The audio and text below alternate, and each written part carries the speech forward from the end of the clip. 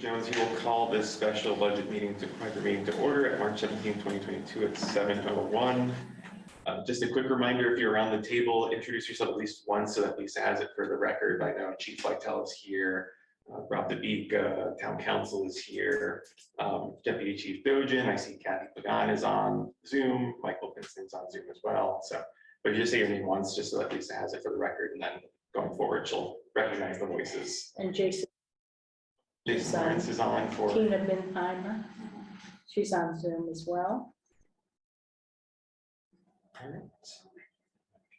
Well, that, Lisa, if you want to give a quick summary, we're just going to open it up to the PowerPoint as we go through the pages and counselors have questions by section. Let me just get into there.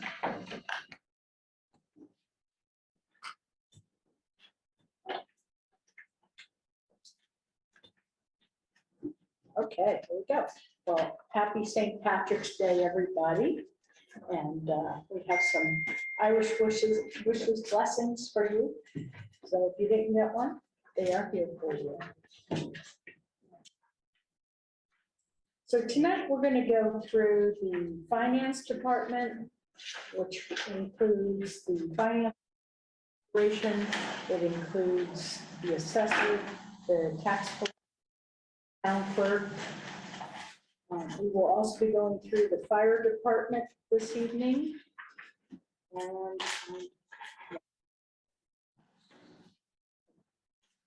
And also, I think general government. Yeah. So I will start out with the accounting department. Are there any questions from counselors about the finance section of the budget presentation? It should be slides 2 through, I believe, 20. Lisa, what page is that in the big book? The budget book? Yeah. Second.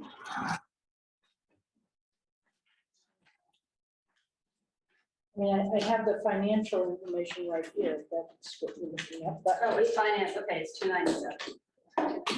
I just need to know where I was going on my notes.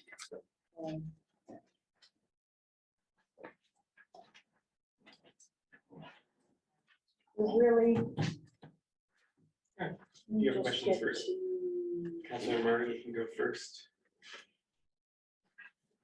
So in accounting services, Mhm. is that what's up? I'm sorry. Yes. So can you talk to us a little bit about accounting services overtime? Sure. This includes, there's times during the year, it all depends on the situation. It includes overtime for budget time. There's times that where we have to work overtime to try to help get this book together. There is times for the W-2 1099 reporting. There's a lot of work that goes into preparing them. So there'll be times that we need to have some overtime in that area. It fluctuates from here and there. And part of the reason that you see zero was because in several years ago, it was all included in the payroll contingency account. So some years can be a couple $1,000, some years can just be a few hundred. It all depends on what sort of system issues that we're having. People with sicknesses and having to cover things like that. What about temporary help? That is if I am out sick or something like that, there isn't anyone that can cover it. It's like an extended period. It's just a little bit of money to try to bring someone in to help with like a special project, things like that. Not just for me being on sick, but also available if there's a special project that I just need some extra assistance on. It's, you know, sometimes we have it, sometimes we don't. So Again, that one was also in that other budget that we should have. those two lines, are they indicative of you needing more staff in this department? No. We are kind of small for staff, but I would not be recommending at this point to be adding another individual to the staff level. There is a need for some more extensive training within the office. The clerks certainly have a lot of, they know their jobs. There's things that they could learn that could make their jobs even easier and more efficient. And when there's training sessions available, I send them to it. The assistant is going through some extensive training regarding government finance, because he did not have expertise in government finance when he was hired. So we're trying to work with him to learn more about municipal capital.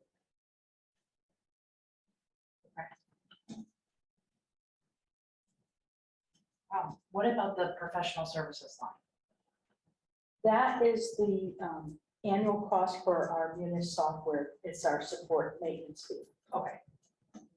And what about communications? That is for, I have to pull the detail. Part of it is a cell phone. Actually, a small portion for cell phone payments.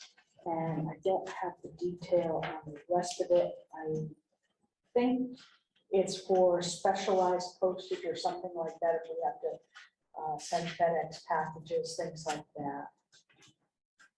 And to be honest with you, I'd have to see, I know what it is.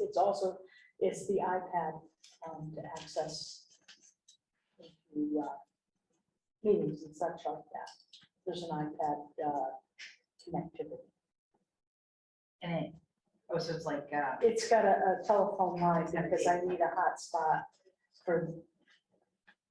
Let me start over. sure. When I was in the finance department, I did not accept the town issued cell phone because I did not want to carry 2 cell phones.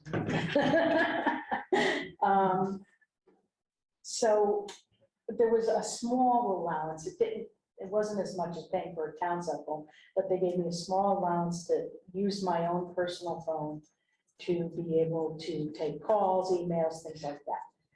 There is also an iPad that has a hotspot connection built into it, which allows me to connect my laptop to the internet to be able to get into our system. So that, it includes part of the fee for that, as well as some of the postage stuff and the telephone. Mhm. And based on this budget, can you meet the needs, the service needs based on this budget? Yes. That's one question for accounting services. So Michelle, and then Donna, do you have questions? Okay, okay. Hey, Oh, so, I know, hi, long day. I had a couple of the same things that Katie had. I'm wondering from the overtime perspective, I just don't understand the jump. So I'm wondering if you can get actuals to show us where you're at for this year. Because I understand where it used to be, but I don't see the trend supporting a $2,500 number in there for actuals, and same with temporary help. If we don't have like history of needing that temporary help, that's, between those 2 items you're looking at. sure. The overtime, we just don't know where that goes. Sometimes it's up, sometimes it's not. In previous years, where you see the 0 here, this is where it was in a different Right. budget, where I have to go back to that year. I have them at To home, see you what can it tell me was. what year. But it looks like 18-19 when it was charged directly to the payroll contingency account. And that's where a lot of the other overtime for staff within the town are charged. I wanted to break it out for the share that was for the finance department within town clerk, accounting department, tax office.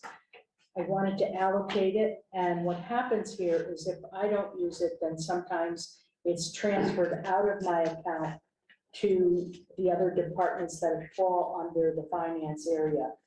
For example, with the elections and through the COVID process, we ran into a significant amount of temporary help needs for the town clerk's office during that period of time. So what I did was where we didn't use the money in one department, I moved it to the town clerk's area to cover some of that as well.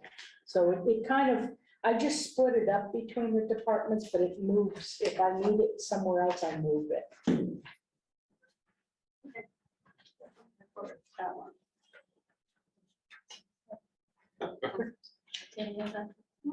Yeah. For that one, I just wanted we just have one question under finance, the contingency on page 320, I think it's 325, 327, Mhm. under, no, I'm afraid I have it. Sure. Personal adjustment, Yes, there's a big difference right there of 98.4%. So I was just wondering. that's my raise. Oh, okay. I'm just kidding. I had to make you I laugh. was like, what? I thought $100,000 raise was worth it. I mean, You come on. said that so seriously. I was nervous. No, actually, it is part of my raise, well, not my raise, but staff. What that includes is, as we were talking last night, how budgets look like there's big wage increases because we budgeted in one area and then move it into the budget after the year when we allocate the raises for the non-affiliated or if a union is in negotiation. It kind of skews those numbers. What this number includes is the anticipated wage increases for next year. Now, we also have two unions that are negotiating.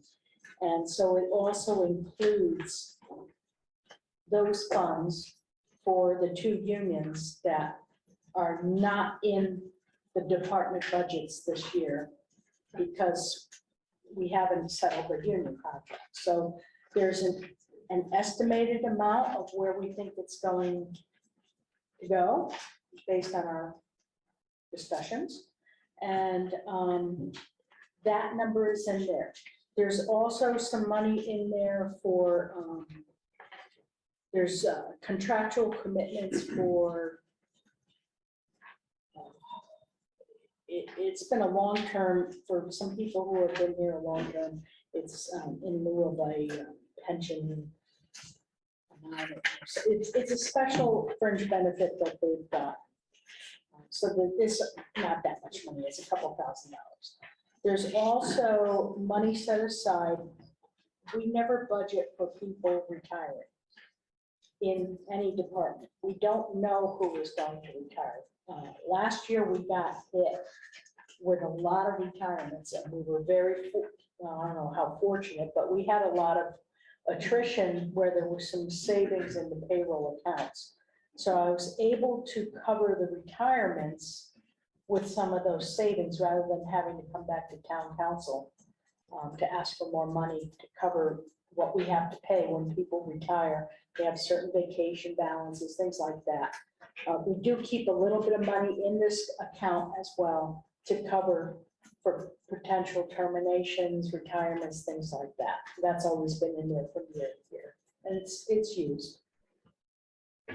Thank you for. Councilman, did you have a follow-up question? Yeah, I didn't realize there was all the sections here, but I want to go back to the overtime thing. And I'm gonna ask that you get us like a rolled up projection of overtime, because if I look at the overtime over the last 3 years here, Mhm. 162, 196, Where you the at? assumption, I'm on page 72, the total roll up, which by the way, this was an awesome addition to the book this year. I loved it. But it's looking at the total rolled up overtime, For, oh, let me For look at everything. what you're looking at, because I'm page 72.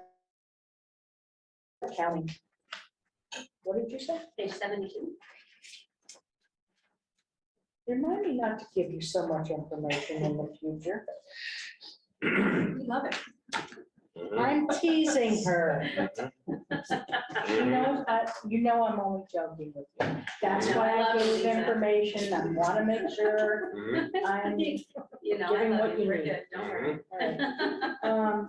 okay, so we're on page 72. 172, and this is actually, like I said, this is probably one of my favorite pages of the budget. Oh, this rolls up all over Everything. time. Exactly, so, Big parts of this are fire, public works. Those are the two biggest areas. Parks and facilities, fire, and public works are the I have questions on that three over time, areas. don't worry. But- I'm just saying, in general, when you look at this, you look at the actuals over 19, 20, and 21, Mhm. and then the projected for 2022. I just want to understand the actuals there, because if we look from actuals of 21 to what you're projecting in 2024, it's a $50,000 increase. And So, again, and we're adding 4 heads, which in my book means overtime should be coming down. and this could be again,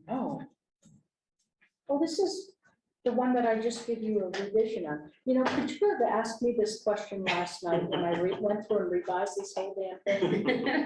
Really? Is it in the verse, that last part? You know what happened, and you know what I'm thinking here, and I have to really look at it. This year in Public Works, as Scott mentioned last night, he's already in the negative over $20,000 due to that storm that happened during the summer. What I said to him was, I want to wait and see if there'll be any money in his budget or any attrition throughout the system where I'll be able to cover it rather than me coming back to you asking for more money. So we're watching it closely, watching his budget. And so I'm thinking what happens is when I get these estimated numbers, that falls into the trend for the percentage increase. So for example, when you asked about temporary help last night, Mhm. I went back and looked at it, and there was one very high year, several years ago, which included, I'm pretty sure it included those snowplow drivers that Scott was talking about that were eliminated. Yeah.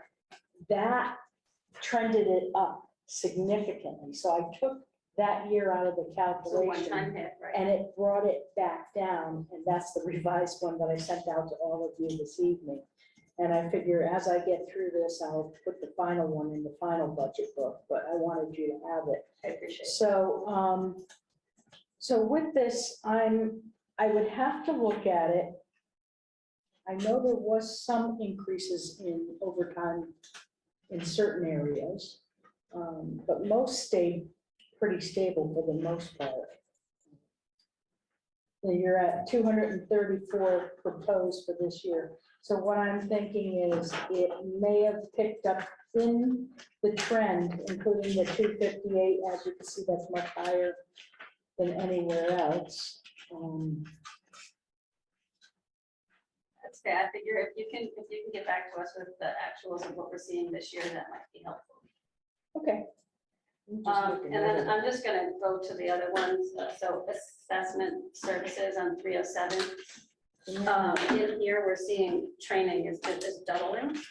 from- Yes, and I figure when we get to assessors department, because we're on accounting right now. Well, I wasn't sure if we were going through all the finance pieces at once, or I know we're we're gonna. gonna go through each department. All right, then. So if you wouldn't mind, I'm done then. there is a very good explanation for that, and it's because of hopefully hiring new staff and having to train them. Okay, go to the next one. Okay. Yeah, so I think you're at an audit, which is $0 change, and if there's any questions for that, I think after that, it was miscellaneous support services, Lisa.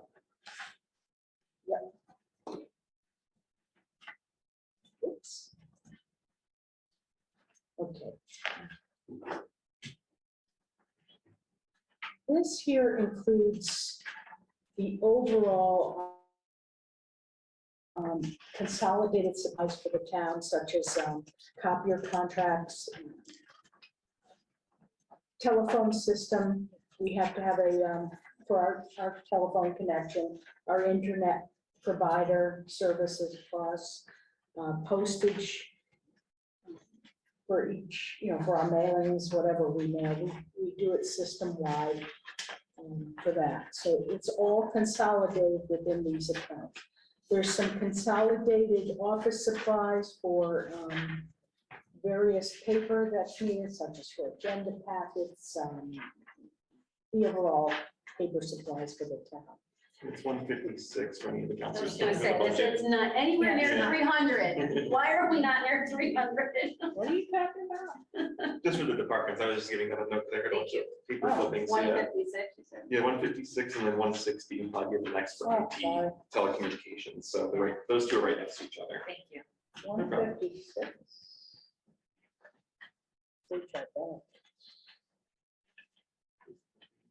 Guy the same, so, It's 160 in mine, or 160. So. yeah. What happens is it falls under general government, although I get to manage it. So it's kind of So, dual. Oh, I did. so that's why it falls under the general government area, which is your surrounding with town managers department. Okay, any council, if you had a question, any other councilors? No, Councilor Murray after. Okay, 162, service contracts are around 15,000. Do we have actuals to justify them going up to 21,000? Yes, I can get that information. I don't have it with me, but I do know that that is for the, we also had to include, I know what the new increase is. It's for the surtax. We have, do you want to explain a little bit about, okay, we have to have an emergency contract with our fiber provider. If a telephone pole gets hit and goes down, or a wire goes down in a storm, that could cut off all communications for our systems here at the town In school. and school, as well as, our telephone system, our internet, everything. So the board and the town share the cost. Our share of the cost is included in there as well. Okay, so that's a new thing. Mhm. Okay. And then the office supplies, that jump there, I'm not sure about either. 2,000 with a spike of 4,000, 2,500, and then, around 5,000. Some things in that particular year was pre-purchased back then. Okay, We don't do that anymore. so last year included pre-purchases. Oh, last year, I'm sorry, I thought you were talking back in 19. No, we do look at the actual, 21. 2,000, 4,000, 2,500, then Yeah, 5,000. I think-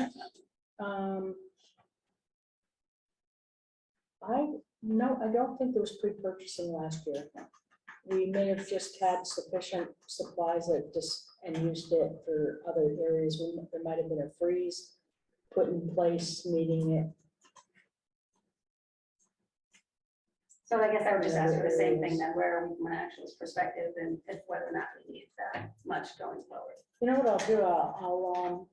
I'll print you all a PDF of our year-to-date budget report that has the budget, the revised budget, and year-to-date expenses and encumbered, if that's okay with you. Rather than doing that, Yes. the one I do quarterly, I'll just print it off of our system. I would like that. That is for this one. That's all. All right. Behave. All right, Councilor Murray. Yeah, is this proposed budget sufficient to provide the services for administrative support for the employees? I am hoping so. Regarding all the communications and everything, I think we're going to be okay in that area.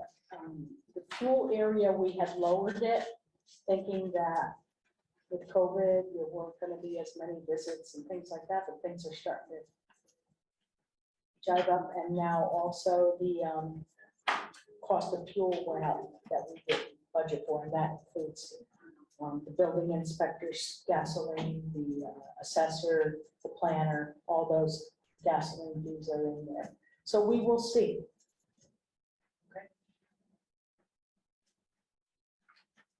Thank you. Any other questions? All right, then I think the next slide is IT telecommunication services. I'll actually ask a quick question on that, Lisa. Oh, wait a minute. Oh, IT is The one. service contracts was not telecommunications in this account. Okay. Was it? Nope. Oh, no, I was saying telecommunications is next. Yeah. The service contracts were copy machines and that, and some other maintenance for the phone system, things like that. I apologize. And our internet website. So that's not the surtax then? That one is Surtech. Wait, which one? 162 is? The or is not? miscellaneous support is Surtech. It should be Surtech. Okay. And this one, Surtech probably should have been in this one. This is the one with the telephone system. That's 163 in the big book, but This is the professional services in here is for our contract with the town of South Windsor to provide all our IT services. It's still proving to be the biggest bang for the buck. It includes the base monthly service cost, plus there are times where we have to pay for special projects. That was all part of our original agreement. So those numbers are included here. so one quick question I have, and I think I mentioned to you because someone talked about it during chair hour, is the internal software for like town services, for especially emails. One of the highlighted ones is a number of counselors and other town staff seem to habitually have to purge documents or readjust or have external files. Should we be looking into a capital expense to really improve our IT infrastructure so that it's more robust for, town staff or EDC, council, any of those groups? Or even for public safety, if they need a more robust IT infrastructure to support emails?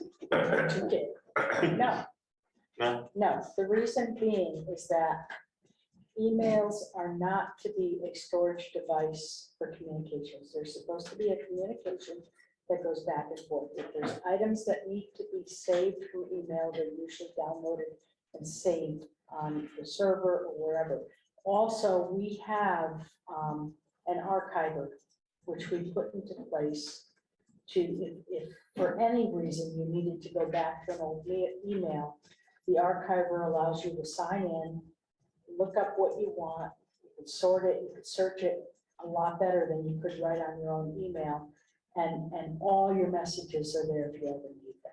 So you really should not be letting your mailboxes fill up, because then it crashes everything.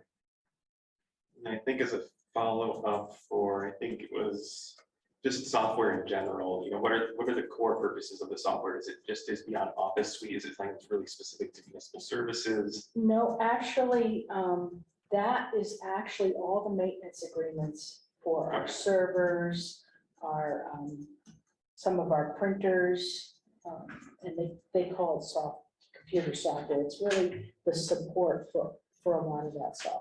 So whenever there's like a rotation, like they come through to check things to make sure if there's any like software updates, like you have a tech come in to do the work. Well, it's not a tech coming in. Well, you will have a tech, like if our server goes down. Yeah. It's a maintenance contract on the server, and it's just always been included under that line item. Okay. It's our spam control, virus software, and things like that. And I think I know you mentioned there's gonna be the upgrade to two-step authentication. Is that gonna be adequate for the town to keep us kind of safe, especially with everything going on with a lot of increased cyber attacks? Yes, I mean, we've actually moved, working with town of South Windsor to secure a lot of our servers, put a lot of things into place, make sure all the updates are into place. This will add another layer of control of that to how you can get into our servers. Questions? The website, Gov, you want to change that dimension? yes, oh, yeah, we're in the process of doing that. We're also bringing our web email addresses to a more secure level by going to a .gov. That project is in process. We're working on it, and hopefully it will be updated. I'd like to say before the end of the year, but they're moving on it. Councilor Murray had a question, and Councilor Nuccio, and then I was gonna ask, if you have an issue with your part charging cable, I could try and get an extension cable. I just am plugged in. I have a cheerleader voice from high school. She answered my question, it was about the .gov, when we're Okay. actually going to Okay, that, so good. I'm good, she answered my question. Okay, Councilor Murray. Just to add on to what Steve was asking about storage space. It sounds like maybe the town councilor needs the instructions on how to use the archiver. Okay, So if we could get that, that would be great. Also, there have been times when some of these Zoom recordings are more difficult for residents to access, especially if the recording exceeds an hour. And I know that I've heard from residents that that can be frustrating. If the Zoom recording is longer than an hour, the way you access it on the town site is different. You have to download it to your machine in order to access the whole thing. So there's definitely, the that has been town something. council meetings are put on YouTube, Okay, and they can be accessed through YouTube.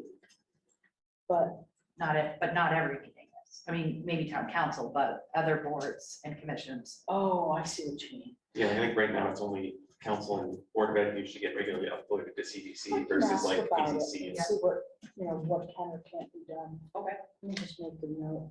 Meetings after a certain.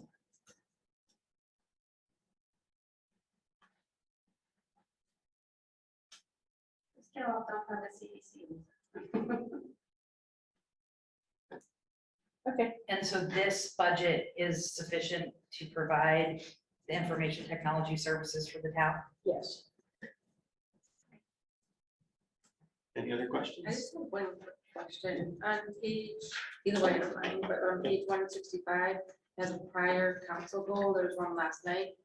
Keeping was on, because then we need to also make sure we're doing those goals as well. Just want to clarify that. Either way, Well, it I don't still mind. is accountable because- for regionalization. That's, Oh, I that's thought one it of your said current prior, goals. this is prior council goal on there. Oh, well, yeah, it was for the prior council too. Okay. Well, So maybe just update. It was ongoing, I guess. you could Yeah. I say, don't know, I don't mind more wording-wise. goals, it's always good, but I You can just take the wanted to word. clarify. It is an ongoing. I'm going, right, thank you. Any questions? Seeing none, revenue services.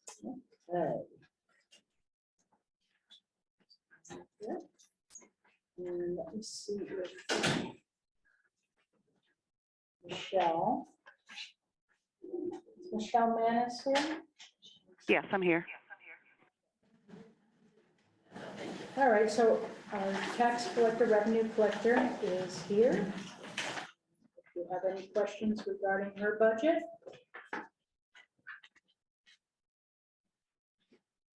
Then this first one, I did. Revenue services, which is on page, 317. yeah.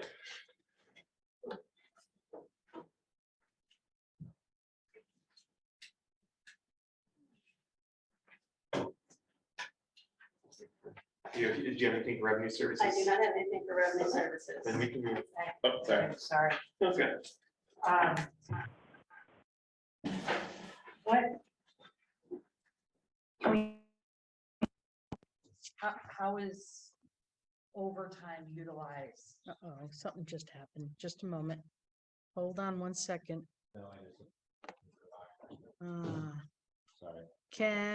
Michelle, can you hear us? I can hear you. Oh, Oh, we is it disconnected the thing. Hold on a minute. Want me to do it?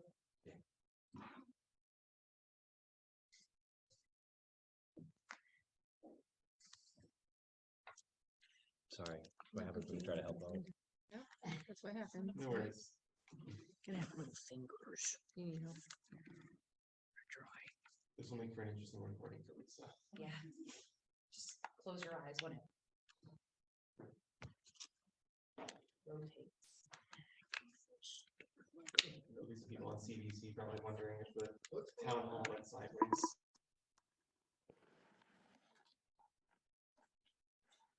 Let's see, is it on?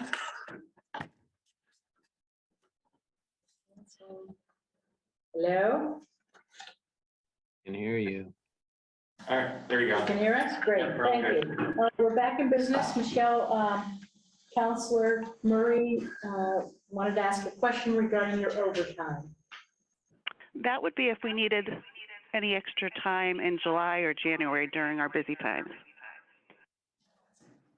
Usually it would be the first week of July or the end of July, if we do need it.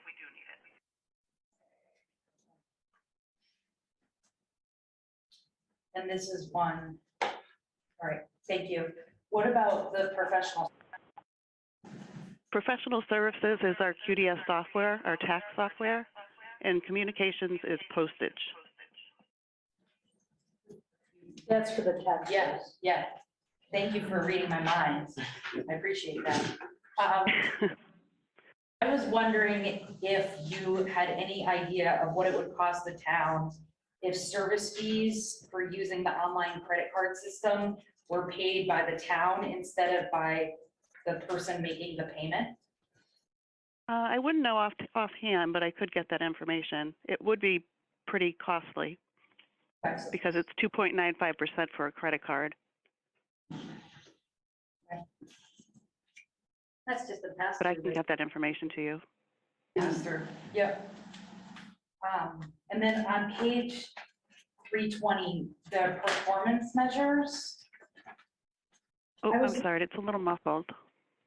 Oh, sorry, I was looking at page 320, which is the performance measures. Okay, There's a line for prior year taxes collectible for budget. And then the next line is prior year's taxes collected. I'm just not sure what's going on there. I actually don't have that book in front of me. I can answer that for her. But- It's on your statistical page, your performance data. She's asking for the prior year taxes collectible per the budget, so it's the amount that we expect to be outstanding as collectible at the end of the year. The 296,677 is 22-23 anticipated. And then the prior year taxes collected, estimated for 21-22, we're estimating to collect. This would be the prior levy in the general fund budget. And I have to make sure that that equals what we have, but that's what was estimated at the time this was put together as 350,000 they expect to. So these are past due tax payments. And the expectation is in the next fiscal year, they'll be just under $300,000 to, or is that dollars? Okay, so just under $300,000. Right, and what happens throughout the year, there's certain adjustments, sometimes they go back 3 years with the assessor's office. If there's certain things that have happened, it goes either way, but the collectibles can go up. So that's where you can be collecting more or less. It just all depends on where we fall with collections. Okay, so Past due bills. the anticipation then for next year is to collect almost $300,000 in past due taxes. And then the next line is more what was actually collected For this year, the 350,000 Right. going 22 estimated? Okay, Right. thank you, that makes sense. And then just confirming that this recommended budget will allow you to meet your department's goals and objectives. Yes. Thank you. Any other questions for revenue services?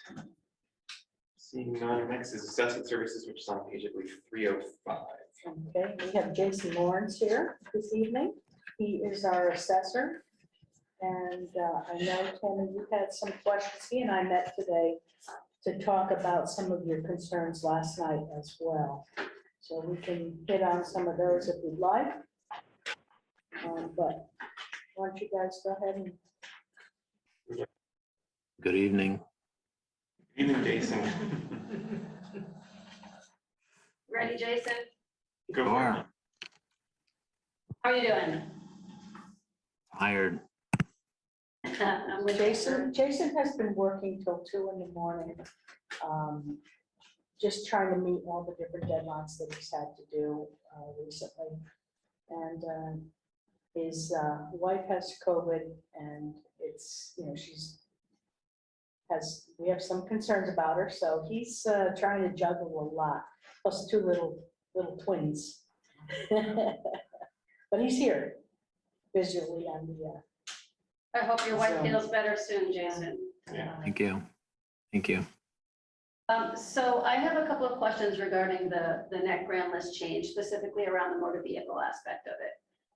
In the book, it says we added 147 new cars, and the remainder of the increase is due to the new Blue Book value for the vehicles that we know have gone up. So I was hoping, and you don't have to get this right now, obviously, if you don't have it, but to be able to split that out to show which portion of the increase is to the new vehicles, the supplemental piece of it, and which part of it is from the inflated costs. Yeah, we don't really look at it that way. I can definitely extract that data from our vendor to determine, you know, the new vehicles versus anything that's old and went up in value. But we do use NADA pricing guide, and they, you know, values are up across the board. So it's not really, I don't look at an old to new to determine who's gone up in value. With 15,000 cars, we just don't have the time to really look at and scrutinize those numbers. But the Assessors Association put out a just kind of a questionnaire as everybody filed their grand list this year, and we were actually right on the average for the increase across the state. So everybody's seeing the same thing at the moment. But if you would like to see a spreadsheet with values from last year to this year, some of the problem begins when you have cars that have dropped off the list. So you're not going to be able to match this car to last year, that exact vehicle necessarily. Probably 75% of the time you can, but we have so much turnover. You know, we do, I forget what the number is, but it's close to 3 million in corrections every year, which means somebody sold their vehicle or it's been totaled or registered in another state. So there's a lot of movement there. So So We do kinda- you reevaluate the cars every year? essentially, yes. Yep. The older ones we used to not. We used to, you know, something that was vintage, we would add depreciation to it. Or if it was classic, that was a specific model that we knew was worth a lot, then we would, I would take a look at that value every year. Like a 76 Porsche or something, you know, those cars increase in value. But yeah, you know, other than that, I don't look at all of them as a whole and value each one. There's so many to do. You just have to cruise through it, and they are valued every year. So we're not just depreciating them at a certain rate. And I know that's what some of the worries are going forward for future grand lists and some of the legislation that's been proposed for the future. Yeah, that's my concern. We value them every year, and I know everything that I'm reading is pretty much saying that the used car value has already dropped about 25%, and while it's not going to get recovery, that it is going to continue to trend downwards as more new cars are available. So I'm not questioning how you're doing it. I believe how you're doing it is perfectly fine. I'm questioning building it in to the budget and then building expenses up to it, because that's going to pop. And when it pops, the reevaluation is going to come in and the car values are going to be less, and we're going to have a large gap to make up, to keep up with expenses. So, Sure. I hear what you're saying. A trend though that we'll probably see is that, you know, that $60,000 truck this year is going to, is if it declines in value for a new vehicle, you might talk about $5,000, or it might come down to 55, and it'll be you know, it'll come down over time. It's not going to be, you know, we had a 25% increase this year. It's going to go down 25% next year. I mean, I wouldn't estimate that at all, but you're right. Some of those older vehicles that are overinflated in value because of the lack of supply right now could definitely drop significantly. But it would be a good test to run, you know, the last 10 years year built, so like 2022s through 2012 vehicles, and then see what those 2011 and older vehicles have in value. So it would be something to look at. Who knows, though? I mean, I always tell Lisa, I don't have a crystal ball. I don't know what's going to happen, but I mean, that would be a good idea to look at those, just to see what could happen and see how much of that motor vehicle list is made up of older vehicles. yeah, right now what I'm seeing is the market's about 30% inflated, which makes sense for the 25% that you were talking about. And the microchip shortage to ease by the fall, which means demand is gonna go down because we're gonna have more volume, which of course we're not gonna see that immediately until the beginning of next year. But so my question on that, what really kind of drove this is we have 147 new cars, but we had a $35 million increase in motor vehicle value. And if you look at that over the 147 cars, we're basically saying it's like a $237,000 increase in car, which is why I wanted to see it broken out between new cars and the inflated value of the old cars. Well, Jason, correct me if I'm wrong, but that's not just the 147 new cars. It's also. Yeah, no. That's if anybody has bought a car in the last 3 years, in the room, you could ask them. A lot of dealerships are calling people back saying, hey, I'll buy your car back from you for more than what you paid for it 3 years ago. We've seen, there's all kinds of reports. We have one on our desk right now that says exactly that. And I've heard stories of people who've gotten calls back from dealerships that say, hey, we'll buy your vehicle back because they can sell it for more than what they even sold it to them for 3 years ago. So it is, but it's across the board. So we revalue somebody's 2017 Ranger or Explorer or whatever this year, and the values went up. So yeah, they got an increase. They don't know it yet, except if they've read it on any of these publications or on the news.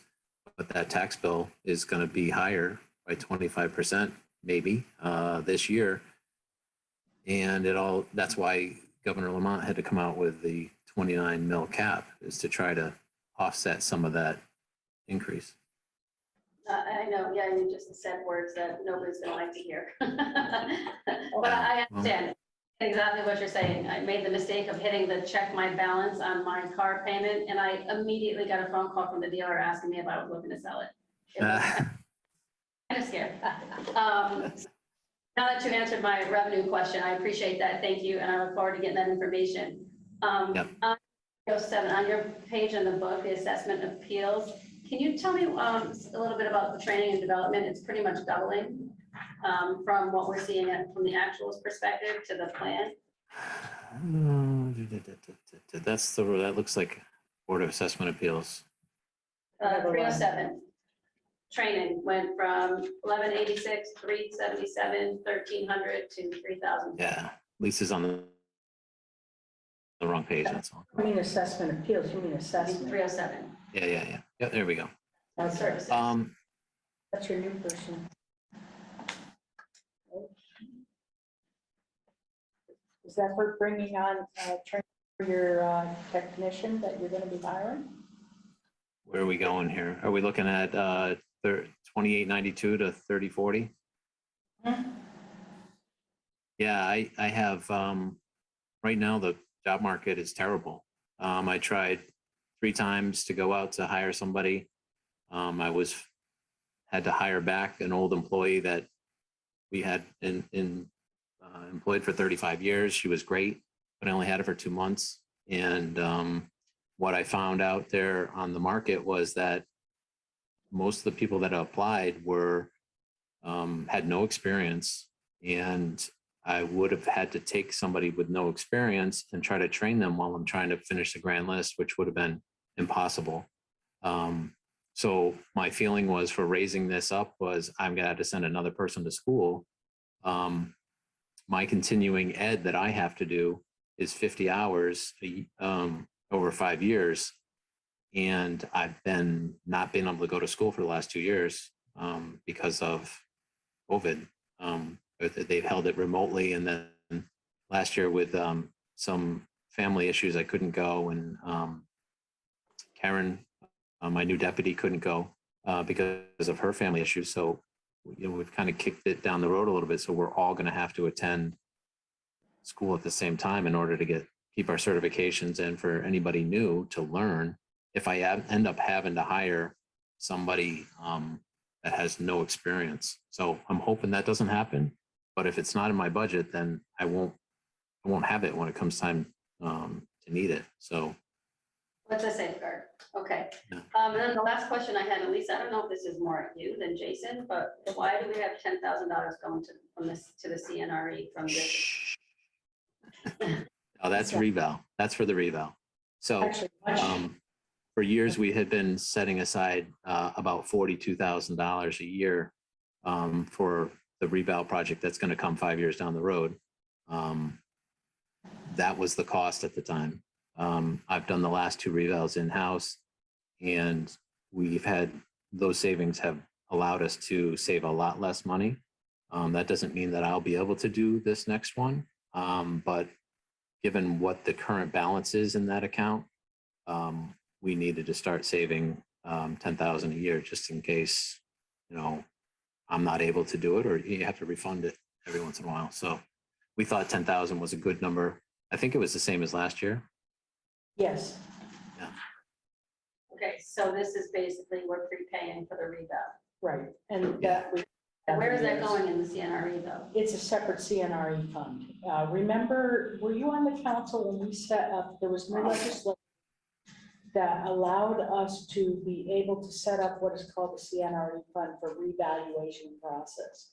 And it's a separate fund under CNRE, but it's a separate one where only the money for this purpose goes into there. And that's how we pay for the revaluation when it comes to it. I'm good. Thank you very much. Okay,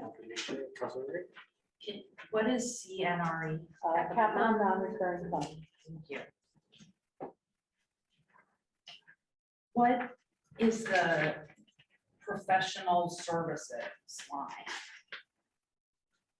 What does that include? Yeah, that's all of my vendors. So I've got, like Michelle, we use quality data as our vendor for valuing our personal property. So it's a separate software. So that's their annual fee. They went up. They had been flat for years. They went up. Vision, who is our CAMA vendor, that is our software that we use to value our real estate. They went up. And I use a service called ConComp, which is a commercial comparables database. They went up. Everybody's feeling that pinch, and so that was a big increase that had been kind of flat over the last few years, but they hit me pretty good this year, and I try to push back, but it didn't work. All right. What about the communications line? Is that posted? Yeah, I have a tablet that I use in the field, and that's strictly for data.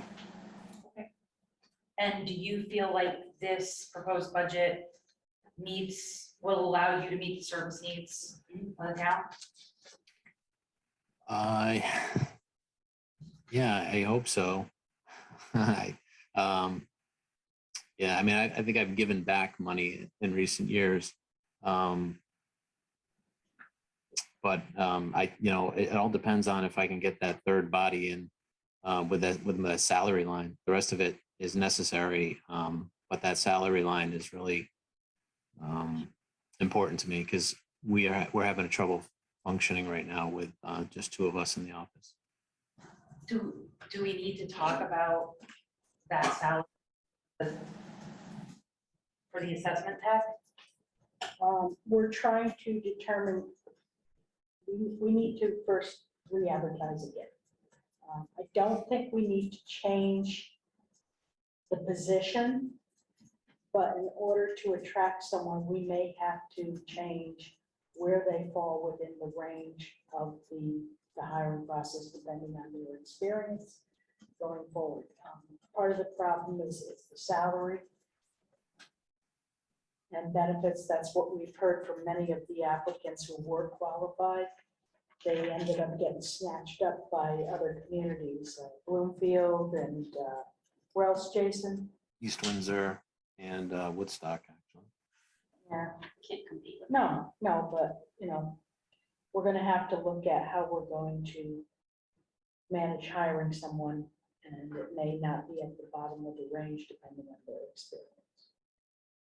So does that mean that we need to talk about expanding the salary range for that position, or you're comfortable still, even though you're going out for the fifth time? Yeah, that will be a negotiated process. Okay. The salary range being expanded. I don't think it would need to be expanded. It needs to be where you place the person when you hire them, Okay, because it within seemed, that. Jason's clearly overworked I here. think, that- what will this be, our fourth try? Yeah, we've been out 3 times. We've made 4 offers, and they've all fallen through. And then I saw in your program objectives and goals that one of the actually of the objectives for next year, sorry, is to integrate the new appraisal software with permitting and mapping software. That sounds really cool. Are we going to see a demo of this? Is that, So this year we've already started with the permitting software. So I was able at the end of this in August actually to run an extract out of our building permit software and have it talk, I forget what the term is, but have it talk to our CAMA software, which means we don't have to data enter all of those permits. We can pick and choose, and we can take a data dump from the permitting software and import it directly into this. So it's a huge time saver. It's something that our department kind of fell down on in the past because it's just a lot of data entry. And at the end of the day, the data entry of a building permit isn't as important as getting out there and actually fielding that data and making sure that it's up to date. So this is just one more tool that will help us have more accurate field cards and speed up our process. So somebody's not sitting there just data entering one by one by one. It's really time consuming. Well, that efficiency, I'm sure, helps. So thank you. Always looking for new things to bridge the systems. Any other questions before we go to Board of Assessment Appeals, which is 309, for everyone looking in their budget book? there's no increase in this budget. This is for the board. There's certain training programs that, when available, we have to send them to for that, and then there's a small amount of office supplies for things that they need. I think we have to do, that we're mandated to do the advertising for when the board meets. I was Yeah, gonna, that, I was gonna have a quick question about the advertising. I assume probably for 2020, that's due to the reval year, probably having a lot more appeals come forward from certain properties. It all depends on how many, yeah, we may have had to make more, legal notices. Yeah, the JI, we use the JI for all those legal notices, and that's possible that we had a couple extra ones that year. Good for me for questions. Any other counselors have questions for board of assessment? No? All right, town clerk Kathy.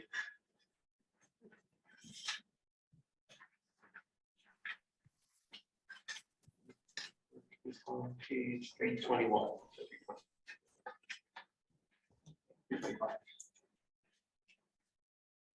Most of Kathy's budget really didn't change much.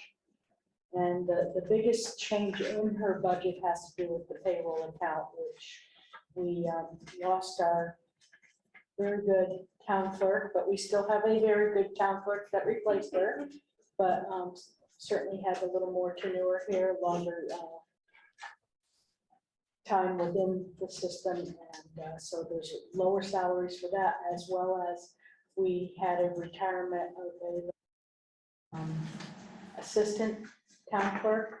Again, new position came in at the lower level, so that's where the savings are coming from. Are there any questions for town clerk? Hey Kathy, how are you? Hi. She's probably so happy. I love Kathy. We love it. I'm not sure if you'd be able to answer this, not because I don't think it, no, actually it doesn't precede you. So the overtime and the temporary help, I thought those were like one-time blips because we had the shortage in that. So I'm wondering what we're seeing for actuals from an overtime and temporary help perspective, and why we think it's going to continue going forward. The overtime and the overtime would be for election seasons. The temporary help was set up for COVID, for the presidential election. And because I think it was just so unpredictable with the COVID and what the Secretary of the State's office was going to decide how to handle each election, it was decided to keep that temporary help line in case we needed to use it. Am I right, Lisa? Not only that, it was also to get someone to assist during the dog licensing season if we needed that. There were certain times of year where the office just couldn't manage all the recordings that are going on. We've had a substantial increase in recordings, conveyance, processing. So depending on what time of year, in June, we're doing all the dog licensing, which is a lot of people coming in to do that. So some of those funds were also used in the past to pay for some of that as well. Last year, I think, not only did we use all of these funds, but we had to find at least another $5,000 with the system to pay for the clerical that we brought in for the absentee ballot processing for COVID. Remember, we had to do that. That should have been 2020 though. Yeah, I think that was 2020. Okay, then. Last year it wasn't, we got like 162 absentee ballots. Yeah. Well, that's all, it was in my head that was the year that we had to get extra funds. So do you know how because I guess that's what doesn't make sense to me. This isn't in the year of the election. This is in 2021. Paid it out of a different account. Okay, Oh, 2020. 2020 would have been paid that would out be of the presidential a election. different account, yeah. Okay, so if we can just look at the actuals from that perspective, and then on the code updates, I thought the code updates were like a once and done kind of, it was a scheduled thing. So why are we seeing the code updates jump before 2,500 to 45 this year and then staying at 45 for the next years. Is that for me? The, Can you hear me? okay, yep, we can hear you. Oh, okay. The code updates was because we've had increased numbers of submissions to them. I'm sorry, of what? We've had increased submissions to have the code updated. Okay, And there will be several more coming, forthcoming. okay, that's it for me. Thank you, Kathy. Have a good night, everybody. We might have one more person. Hold on, Kathy. Don't run away yet. Say that again. It's echoing. So don't run away yet. I think Councilman Murray has a couple questions Oh, for you. sure. I just want to confirm this proposed budget will allow you to meet your program objectives and service needs. Oh, yes, I believe so. Thank you. Thank you. All right. Now you can run away. You can go home. Bye, Kathy. Okay, Bye, everybody. still here. You don't have to stay. Bye. Which brings us to public safety. Yes.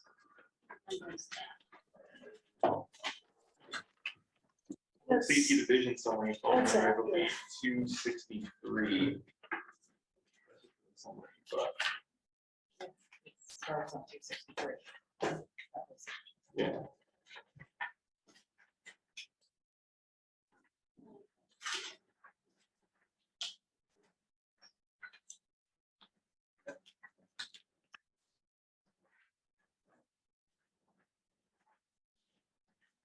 So we're getting ready for the questions. Just want to give thanks to you guys for a very thorough presentation. It's great to look through just to know our inventory of equipment, like, you know, the stations themselves, see the volunteer inventory is great to know, so. And that is available online for the public if they want to see as well.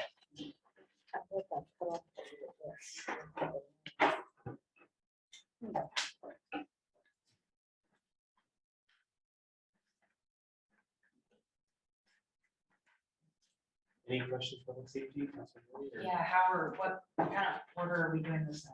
Just That's all just- of public It's safety? like, are we going like this, like the water Or are first? we gonna do it? I don't know if there's like water supply. for Yeah, water hydrants, supply and then- starts it out. Yeah. Okay, so water supply, got it.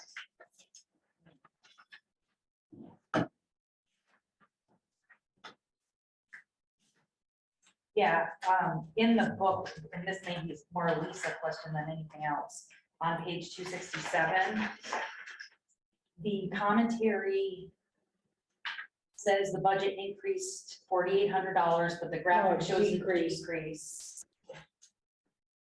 And I just, okay, thank you. Why did it decrease? Minute.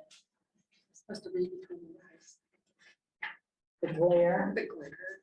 and the, things. Which page Sorry are you about on, that. Kate? It is a 267. decrease, it's a typo, I Yeah, apologize, yeah, and no. it decreased because, the estimates that we did for, based on the numbers that Connecticut Water provided to us came in at a little lower amount. We still feel comfortable with keeping that decrease. Okay, so the department proposed a larger number than you are recommending. Is that reflecting Right, because some what- information that came in?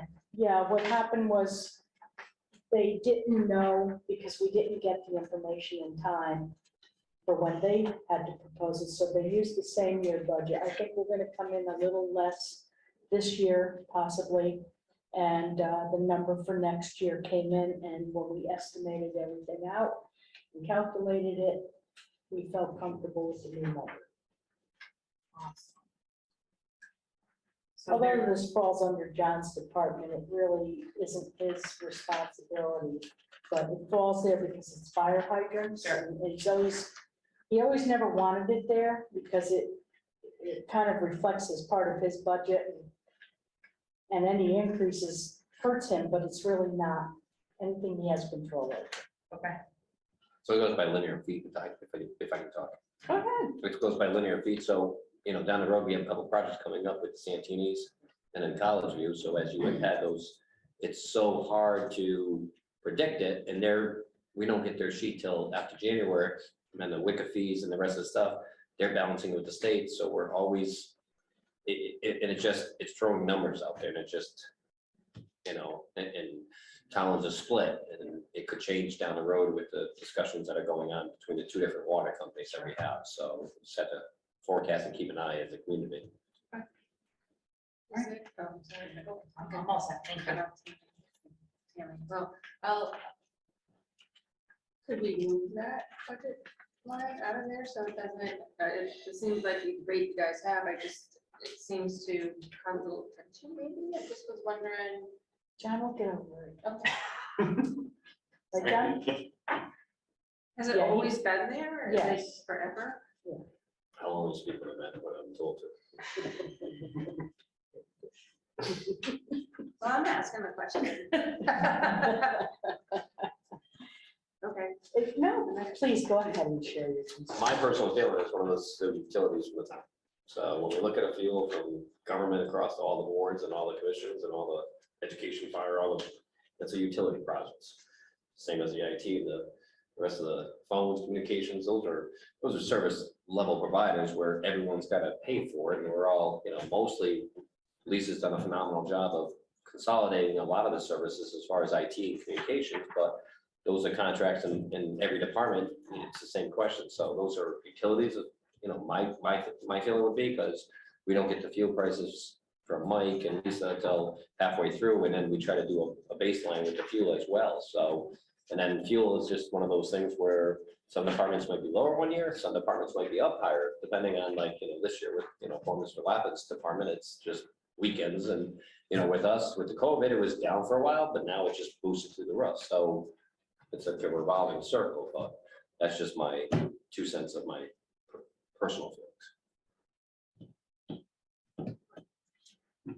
feelings. Well, No, I'm just, it seems like there's concern and I see what you're No, saying. I just no, wanted a John- clearer explanation. Sure. No, John has a concern because the challenges that he faces, being one of the larger partners, because he's got so much that he has to deal with, is that if there's a major increase within that account, he's trying to figure out, how do I manage the increase in this account and try not to have a major increase in my overall budget? And what previous managers, as well as myself, have always told him is that that can't be included as part of his responsibility in the overall budget. We have to just explain it to the town council. The same thing with utilities within Scott Lappin's department is the same concern, that he's concerned that if utilities go sky high, now he's got to try to find it by, do I terminate a person? What do I do? And I'm like, no, that it's, even though it's under your department, it's separate. And they have to be It's outside control. right. And It's they, outside control. and they have to be assured, but I think there's the concern that, or will it come back at us in the future? But, we're supporting that, no, that does not impact you. I can't say what future managers will do, but, as long as I've been here, that's where it's been at. Okay, so just kind of like Tammy just said. it's So for there. now, any savings goes back into my budget? No, well, there Sorry, have been times that there have been savings. Yeah, and we there agree has. with that. It's a big We deal discussion. with It's just that. it's a big town discussion, But the other thing is, it is a form of public safety, although it's not an Yeah. ambulance or a fire being put out. A fire hydrant is a form of public safety, and it's more appropriately reflected within that department to show the, full public safety provisions of services for the community. I don't want to get too far down the rabbit hole, but in the event someone has a car accident, and busts one of those fire hydrants, those would then have to come out of your budget to pay. Well, we for it, or is actually it- will follow up to say, please, Sure. because of, those fire hydrants are $500, $600, $700. Yeah. Cape Lane has the highest number rating wise Of for incidences. hydrants, but Yeah. you know, it's those areas where depending on the corner and the roadways, it's just, but we're gonna make sure we get it and then we hand it up through the town officials and admin wise to make sure that, you know, at least like payment wise, insurance, it doesn't come back to reflect. Okay. Any other questions for water supply? Nope. All right, next is ambulance services. For Councilor Chair, followed by Councilor Murray. So John, I don't really have any questions about the numbers that are in here. They're all pretty self-explanatory. My question is more, I think we started this conversation probably a couple of months ago. And I know we're gonna have like a large call volume increase. There's a big drop. Like, you know, we've had a large call volume increase. And my concern is, we had mentioned before, how many of those are mutual aid? How many of the calls that we're doing are outside the town? Because I'm just concerned that while it's a good thing to do, I wanted to see how it's balancing out. I know we had some issues with other towns that didn't have staffing up to par. We were kind of covering for them. And in that case, you know, our residents are paying to handle other towns' lack of planning. So that's really my concern right now is where are we on like the net from the mutual aid and how does that get rectified so Tolland is not paying because Vernon doesn't staff up? We have great news on that, right? Did you get a copy of the email from this week? Yes, ma'am, Okay. Would you care to provide? if you'd like me to. Go for it. So we had discussions, obviously, with the neighboring town as far as mutual aid and how the call responses have gone up. But, you know, they're working on fixing the problems they've addressed through their town management and council and boards. And, but I don't want anyone in the community, and I think I can speak for probably the rest of the 169 towns in Connecticut, because there's another mix that has happened recently as far as hiring and staffing. So you have a high-level service, commercial service provider that is advertising a very high fee that this neighboring community that we've been providing mutual aid to. I wish them the best of luck in trying to see who they get for personnel or hiring wise, but I know we just went through our hiring to fill our last vacant position. And then we only got 7 different candidates, 2 were bailed out, and I think we only had 2 that showed up for the testing today.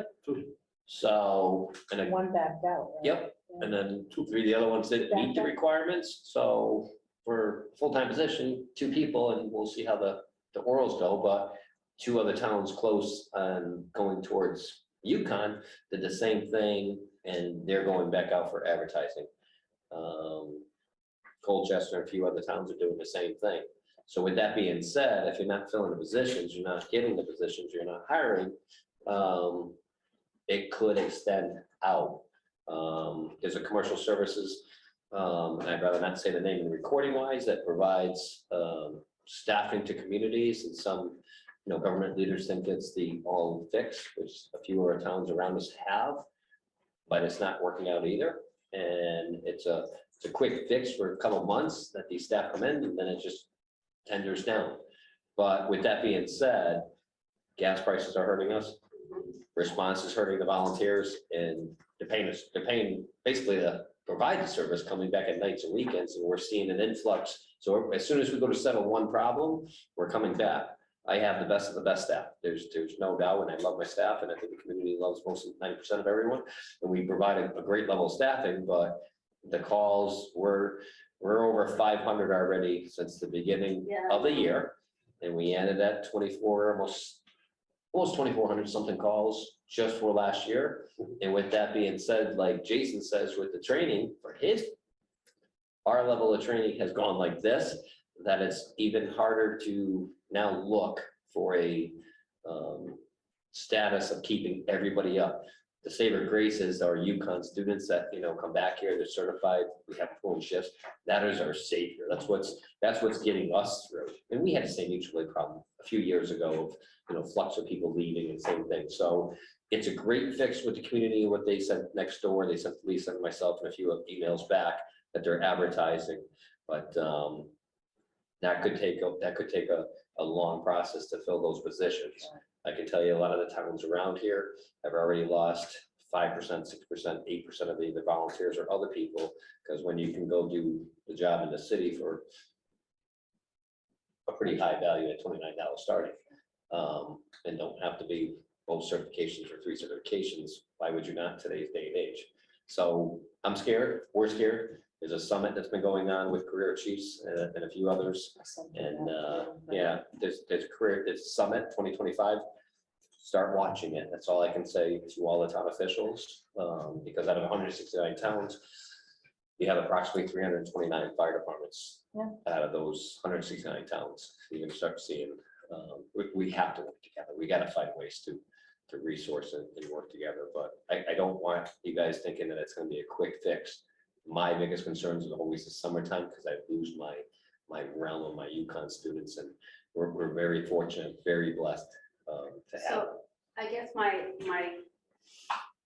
kind of question or thrown out to the ether on this is, if we know we're gonna be having these problems continued, right? So with the mutual aid, that means Tolland is paying for other people's non-staffing. So I know this would be a fairly big ask. Don't throw anything at me, forget where I live. But have we started to try to broach more of like a regional look on this? Because if that's the case, if we're spending 20% of our time in A town, 20% of our time in B town, and 60% of our time in Tolland, why are they not helping us pay for the people that we're sending to them? Because they don't have the adequate staffing. So it's one of those mutual aid agreements. You cannot change a mutual aid agreement. You don't want to change a mutual aid agreement because you got to meet certain OEMS requirements. And as far as NFBA requirements, as far as on-scene response times and everything else wise, the minimum standard for OEMS is, I believe, is 50% that you have to maintain your level of medical response. And But I that's can in tell- town. That's in town, or that's. Yeah, we have to maintain That- 50% of the, Of our Our calls. So I can tell you that there's a paramedic service from the town of Manchester that responded 37 minutes to a call 2 weeks ago. And the town of Manchester is even frustrated right now that they're giving a medic to this surrounding as well. It would be a whole, probably, off-key subject for a training or an education, because I would get into technologies of terminologies of PSAPs and other types of things where that's a realm of when we start looking at PSAPs. We're looking at it from a county aspect, but you got a lot of things that are happening internally from Trinity Health that ends up buying, Johnson Hospital is tied in with there. You get Wyndham Hospital closing, and then you have Yale that just made the merger with ECHM. Could services and levels of providers and ambulances change? Probably most likely. But you have ASM that provides an ambulance as well as a paramedic, but they're having staffing, and that was usually the fix for the communities around. We're going as far as the city level to grab a paramedic intercepts wise. And Lisa, had asked me as far as the paramedic of going to that next level of service. I need the infrastructure, I need the staffing before I look at that medic level. And we're not at that discussion level because of liability and that type of discussion. That's a bigger topic down the road. So I don't know if I answered, but I gave you a lot. Yeah, I think overall, obviously I'm supportive of the position that's in there. it's harder to do the regional because we don't run under a county government. Right. Where down south, they have a lot of regional, county medic programs and things like that. So it's a little bit more difficult to Yeah. blend all that together. We got a lot of communities right now looking at that. If I can speak about the ARPA and the COVID money and the rest of the type of stuff of staffing it, because they're trying to plan for that 2025 summit coming down the road. So they're looking at, type of providing a higher level of service, so preparing, but planning for it. And we're. Yeah, see, my frustration with that is just that from what I'm hearing from you and what I'm seeing in your numbers is that we're staffing up to handle other towns' issues, right? So that's my concern. Well, yeah, It's but not about the position that's in here, totally supportive of the position that's in here. but it's a reciprocating fee. I mean, Ellington was in town once or twice today. And Vernon, we've gone to Vernon to have both ambulances in Vernon, and Vernon has sent out both of the ambulances back to town. So it's a reciprocation. Coventry we do the same thing with, depending on the borders and the lines. Wellington is looking to go to 2 ambulances down the road. So, I mean, they're gonna be looking to build up as well, but it's that mutual aid, and you can never tell what avenue. It's similar to when Tolland's handling on Major Avenue and I-84. These services are jammed. They're already locked right here. So, you got your surrounding borders that are being handled by those other towns coming in, if that makes sense. But we go to Stafford, we go everywhere, John. We go everywhere. and they come, and they come as well. I mean, I'm not gonna lie, but every There's- department there's around times, us, especially during the day, yeah, where we need to get help as well because of the staffing. I'm sorry, during the night, but daytime too. There's it's not. Tolland is one of the volunteers. departments that's known that as soon as the first call comes out, it's We're within, there. no, it's within less than 3 minutes, a second call's coming out. And like the other day, your fire marshal's driving the ambulance. The other day, your assistant chief's driving the ambulance. The week before Monday, our chief's driving the ambulance, and we're doing CPR. So you got some, but we're not bringing, there's not a new wave coming up through. So we gotta look at that, if that makes sense. I hear you, that's everywhere. That's all that I have. That's just my concern. That's just, and it's not critical of you guys. It's more. Well, And what house number are you again? we were I have sense. communicated with by the town manager for Vernon and city administrator, that the council did approve a plan to hire 8 new EMTs and to try to do it during the high call volume hours. Again, like John said, good luck to getting it filled. But if they do, then that should help alleviate some of the burden with John.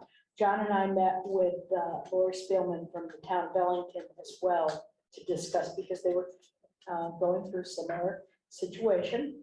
And we were prepared to draft a letter, which we actually did. And then Mike from Vernon, Mike Carl, actually reached out to us and told us what was going on. So Lori and I decided to hold off on the letter. We're going to see what happens with the email that he just sent us and see what happens moving forward. And if it continues, then we go from there. All right. Thank you, Councilman Nuccio, Councilman Murray.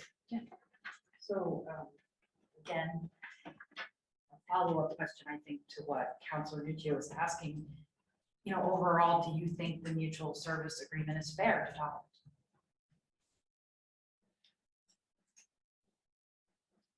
I think if we look at it globally, yes, because it encompasses fire, it encompasses EMS. So we get a fire, our resources are quickly used up. And we rely on a lot of the extra towns, even further out, Right. to come in to support us with tankers, because we don't have a lot of hydrants. It's limited in the town to 1 section or 2 sections of town. So where we need water, we're carrying tanker task force, which we can get tankers through Summers, Mansfield. So it's a little heavy right now on the EMS side. It's dropped off, I think, over the past maybe month. It's slowed down quite a bit for some unknown reason. The calls don't seem to be slowing down, but Vernon seems to be handling their stuff. We go in occasionally, not every day like we were before. So it's like, it's an up and down battle, really. Sure. So. But overall, you think it's. You have a solid county, you have a solid mutual aid plan. And I'll speak as so I'm the county coordinator of that plan. So within that plan, you have Not several. that you're biased. No, but you got several different task force that you have several different chiefs of leaders of those task force. And like what Carl was saying, you got an ambulance, a rescue, a ladder task force, you got some serious task force. I think commercially, a surrounding town has brought in somebody to take an influx off, which they hired a commercial, had somebody come in. But the devastating situation that, everyone runs into is the town, south of us had their ambulance go offline, they borrowed another ambulance from another town. Well, that shortchanges that ambulance. And right now with the COVID time, we're still in COVID time. Yeah. You can't get a part or you can't, so your ambulance is down, so ours have been down and back and forth, so well, they got mad at us for a couple of weeks because we had mutual aid coming into us. So it's reciprocating. It's just, they're going through some challenges. And I think that hopefully their plan's gonna work, but the wild card, like I said, it was before the budget here, but that wild card, every EMT in the state of Connecticut got a postcard from that commercial service. And we have several of our volunteers that have signed up now. Yeah. That pulls my staff at night. Those are the ones that were pulling that second call of that shift. So now it's now I gotta, whatever plan you had, you gotta go back and you gotta readjust. Yeah. So, and then you throw in the gas price. If it's that, oh my God, call, then yeah, we have a solid mutual aid plan. And we have to meet that through OEMS and we have to have our own medical plan that has to be rewritten every 3 years. So you've got to maintain that mutual aid plan in there because you have to provide that for the PSAP. So. Okay, Great. This is more concern or something that we might need to revisit more with Lisa. The budget change commentary on page 270 talks about, mentions the funding to phase in for SAFER. And I did just want to point out that when the council voted on the SAFER grant, we voted to allow the town to apply for it. We did not vote on a funding scheme for that. So while we did discuss the funding phase in for the 3 new fire officials, if we get the SAFER grant, we did not vote to approve a fiscal plan. I thought we did. No, the resolution was, be it resolved by the Tolland Town Council that it approves the public safety director and the town manager to apply for a SAFER grant. If awarded, the grant will provide for salary funding for 3 firefighters for 3 years. After 3 years, the town will be committed to budget for those positions within the fire department. This resolution approves the hiring of these positions if the grant is awarded and assures the commitment to fund the position after 3 years. Yes, but the discussion during that meeting, and I thought the entire council was on board with it, was to try to phase in the funding so that the impact after 3 years would not impact the mill rate substantially. Yes, I understand the discussion. I got that. I just wanted to point out that we didn't vote to go forward with that. We simply voted that night to approve that the town could apply for that grant. So there's an assumption made here that I think if the town does get the SAFER grant, we will need to revisit so that we can vote on a fiscal plan for that. It's in here, Well, you should, but that one ad is for that, though. That is the, No, the one ad is happening regardless of whether we get the well, SAFER I grant or had not. planned on adding a position in my budget. However, it coincides with the idea of next year I was going to put another one in, and then in the 3rd year I would put a 3rd one in if the grant was approved. Right. If it didn't, then I have to look at next year to see, where we're going with this. Right. Because John certainly needs more staffing. Yes. But I was under the impression, I'll have to go back to the discussion in the minutes, but I thought it was kind of agreed, not that there was I agree with you. It wasn't a formal vote, but it was an understanding of how the manager was going to put forward their budget in the future to make this happen. And then the town council would decide, the money was supposed to go into the municipal stabilization fund.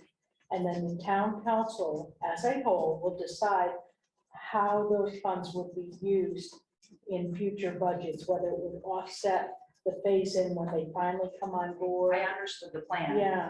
I do understand the thought plan. it I was just, agreed upon. I don't feel like it. Yeah, Steve, can you clarify? I don't know if there was ever like a formal vote, There was on no the formal specifics, vote. I would but- agree with but that. I think in general, there should be an update brought back to the council when we do get it, just to discuss what was proposed, and if there's alternatives, if you are okay with that, I would say recommend that suggestion you go forward, but if that's if there's other alternatives we can use, I'm certainly open to hearing about them. I appreciate that, thanks, thank you. I had, And I just want to say, I don't think Katie, by any, I can't really, I shouldn't speak for you. Doesn't like the idea, I just think Oh, it's no, the no. word, I just think that's the difference of. I think we're all on the same page that we want to look at the grant and see what happens. yeah, absolutely. But, so I see some faces and concerns, I don't think it's anything. No, it's more about the fiscal Yeah. plan. Yeah, it's above level. We just needed your commitment. Yeah, right, we did that. Decide. That's- As Decide. far Yeah. as far as what John's Exactly. operation is concerned, if he gets the grant, we're approved to move forward to hire 3 officers July 1st. And we'll go with that. The other funding side of it, certainly, if you want to revisit that as a council and discuss it, I just was under the impression with the intense discussions that we had, I thought that was the understanding. I would have to reread the minutes to see what it said, but I thought that was the understanding. We didn't vote on it, that, No, you did not vote on it. I agree with you. on page 272, when we look at other services and fees, I don't know if that's, yeah, that's up there. The department requested more than the town manager's budget recommends. And I'm wondering what the rationale is behind that. I trying to remember what you asked for and.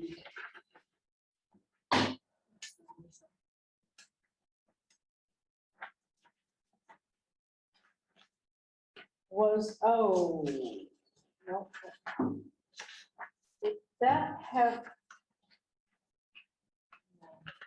You know, the FEMA software, was that? No, no, it's not And I'm not gonna, I'd have to circle back just because I don't have my, I don't have my $500. analyst notes of that one, because I got so many. Yeah. I just, There was something that might have been asked, and I don't have my. Is that is that the medical stuff that the, Other service fees is, you know, for the, when you have them go in for examinations? no, it comes on the fire side. Oh, okay. That's the increase for the physicals. Because you had, but you did get a good deal on it. I remember when last we Yeah, talked about that.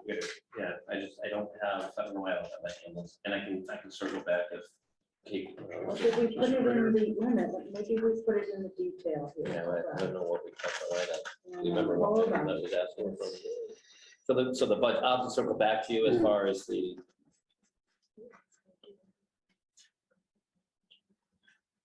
That was just minor increases. so what was the question, cutting wise?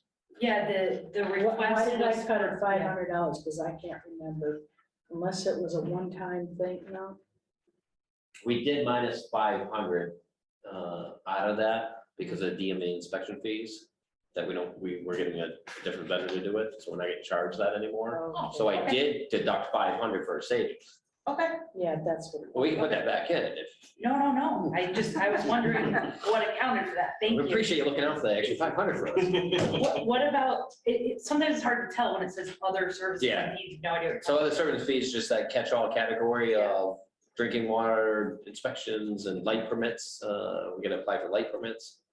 Okay, what about other equipment? There's also a difference between what was requested and what the town manager is recommending. Where is that? That's the last line. Yeah, and I probably had you buy something this year. um,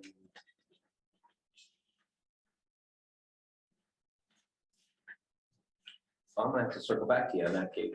Just because I don't have the ambulance cut. I got so many spreadsheets here. I don't have the ambulance one when I met with Mike and Lisa. Sure. And But I don't, I did highlight what we did cut out. So there could have been an item that we might have, we're gonna try to fund out of this year. okay, And I have no idea what it is. and overall, does the recommended budget before us allow you to meet your program objectives and goals? Can I answer that, Lisa? Please do with all honesty, because I know you do have some concerns about clerical assistance. No, I the category that I don't, the category that really, and if it was my era, it was my era. The only category is, you get a fire budget and you get the ambulance budget. So we have more staffing out of the fire side of the payroll and everything else. The problem with injuries and hurt stuff is trying to balance, and we try to work with finance as much as we can, but they're the ones that have the FICA fees, the overtime fees and all that type of stuff. You gotta keep in mind, as years of service go up, vacation days go up, as well as someone that's sick. So if you asked for a report as far as where we are now, we've had a lot that have been either out, sick, hurt, injured, and the overtime and payroll account probably would be my recommendation to look at from both fire and ambulance, just because you're adding another position. And I think it was my fault that I slipped, not giving someone a heads up or looking at it. But that's one category that you might want to take a look at, because I didn't really planning for down the road, if we add the position, gets the position. But right now we're running into a really issue as far as the temp help, because I'm absorbing a lot of stuff of trying to fill a position. And then we have training in schools and other types of stuff, but we're, as far as the ambulance side, we're doing the best we can, but I'll leave it alone. Maybe you can have an internal discussion with Lisa as far as the admin and the help as far as the reports and the clerical, both on my side. Thank you. Any other questions before we get to ambulance control? You saw the ambulance? Yes. Okay, sorry. If you run it back, what Tammy was mentioning earlier about going between the towns, do you find though, going to the other towns that we're making any so many revenue that way? So once your ambulance is your main revenue generator, Yeah. that comes in. So, an ideal situation down the road where it would be to, keep one of those other ambulances, down the road when we get our stations and the rest of the stuff built. So then you don't have a downtime of that ambulance. If one ambulance is out for 30 days, you lose about $34,000. So when that ambulance is running, you're getting it, but keep in mind, it depends where it's going. You're dealing with Medicare patients, you're dealing with different types of stuff. And then some of those, it's a fluctuating where Lisa was handling the finance. We have bundle billing agreements with our paramedic services, our level providers. So you could ask for a revenue type of report and look at it and hypothetically try to diagnose it, break it down. It depends which level of provider we're paying that paramedic service or we're paying that other paramedic service. And then you have some that might be tied up for 5 to 4 years. I just went to court 2 weeks ago, I think it was, right, for a case that happened 4 years ago. So I get subpoenaed 5 times a week getting that one. So as far as records and cases and that type of stuff, so those will be held up from insurance companies and that type of stuff because you're dealing with that. So, but your ambulance is your bread and butter. That's takes care of a lot of our assets. And we do get revenue when we go out of town. Okay, so So- that's my Oh, yeah. Yeah. question Yeah. that, No matter where you go, Yep. we're leaving and going to this work. we have a better billing program for our residents that we take care of the town. Okay, and then I guess the follow-up, I know I've heard, I don't know how you explain this to taxpayers, but they feel that they're paying, so why are we paying? It's almost like you have to pay again because you have an ambulance. So there's a state law and a law that you have to send, you have to make sure that, and we do it with an independent third party, so it doesn't tie any conflict of interest or ethics or anything else wise, but everyone has to get a bill. And that goes through our billing company. So it has nothing to do with it. No, and we're all regulated by the state of Connecticut. Every single year, they send out what the rates will be. So mileage is the big one that we're getting questioned on heavily this year because mileage is I think it's like $19.62. And then there's a nighttime charge. And then if I have to put another attendant in because of a psychological call or something else, there's another attendant charge. So it's billing. The only thing that's changed throughout the course of the year is a lot of medical services are being home provided. And if there's lift assist or something like that, we're looking at capturing that as well, because those lift assists, those minor medical stuff is taking that ambulance offline. Not that we're in it to build every single thing, but we try to balance it, if that makes sense. Okay, yeah. I understood, but it's just so if I could Yeah. clearly understood, but if I know there's people out there, just to be able to. Yep, but we're regulated. A lot of people ask about the bills a lot, and we're, every town gets the same rate charge. And, whether it's Lifestar coming in, you won't recoup a lot of that revenue because they're doing the transport, and that's a whole, but it's still a cycle that we have to go through. Okay, thank you. Yeah. See no other questions. Animal control. I actually have one quick question. I don't know if this will fall under Tina, but I think Ron or Chief or Lisa should answer this. So I'm glad that we're moving forward with our firehouse improvement plans. But I feel like when we first came on pre-pandemic, there was some concerns raised about the structural integrity or safety of the ACO's office over here. And I'm curious if that's, I don't want to say it's gotten better. How is the status right now? Has it gotten better? Is it worse? Is this something that we should really be talking about, the capital improvement in the future years to replace or remodel that so it kind of meets standard needs? I'm just gonna watch Kelly. Kelly gives you the honest answer. There are definitely concerns with the animal control, with the animal shelter and the operation as well. John and I have been looking at different alternatives. One was working with, was it Stafford? Wellington and Wellington. Ashford. Okay, Wellington and Ashford, but also, I don't know if you've seen your email today, but I was in a meeting with CROG yesterday, and we were discussing the new grants for the regional efforts. And one of the things we discussed was, well, there were several things we discussed. One of them had to do with Mansfield, maybe Tolland, I forgot the other towns, talking about, I think Vernon was involved also, talking about a joint effort for an animal control shelter and operation. So we're just in the beginning discussions. There's that we're talking about with John Assessor from Coventry. And I emailed that to John today. He probably didn't see it because it was very late. But to maybe at least see what they have to say, see what kind of things they're talking about. Still meet with Wellington and Ashford to see what the options are there, and maybe try to find an alternative that's going to meet the needs of a better shelter and still retain the wonderful staff that we have as well that manage that, but to try to do it in a joint effort certainly would address even one of your goals regarding regionalism, but that is something that we're looking at. Okay, so that's probably more of a long-term 5 to 10-year consideration if we were to create Well, a regional yeah. ACO office, then have like a representative from each community staff it in some form or another. Yeah, and I would hope it not be 5 to 10 years. Hopefully You sooner. know, 'Cause- especially if this grant is going to help fund Yeah. some of it. I would hope it would be much 2 to sooner 3. than that. Yeah.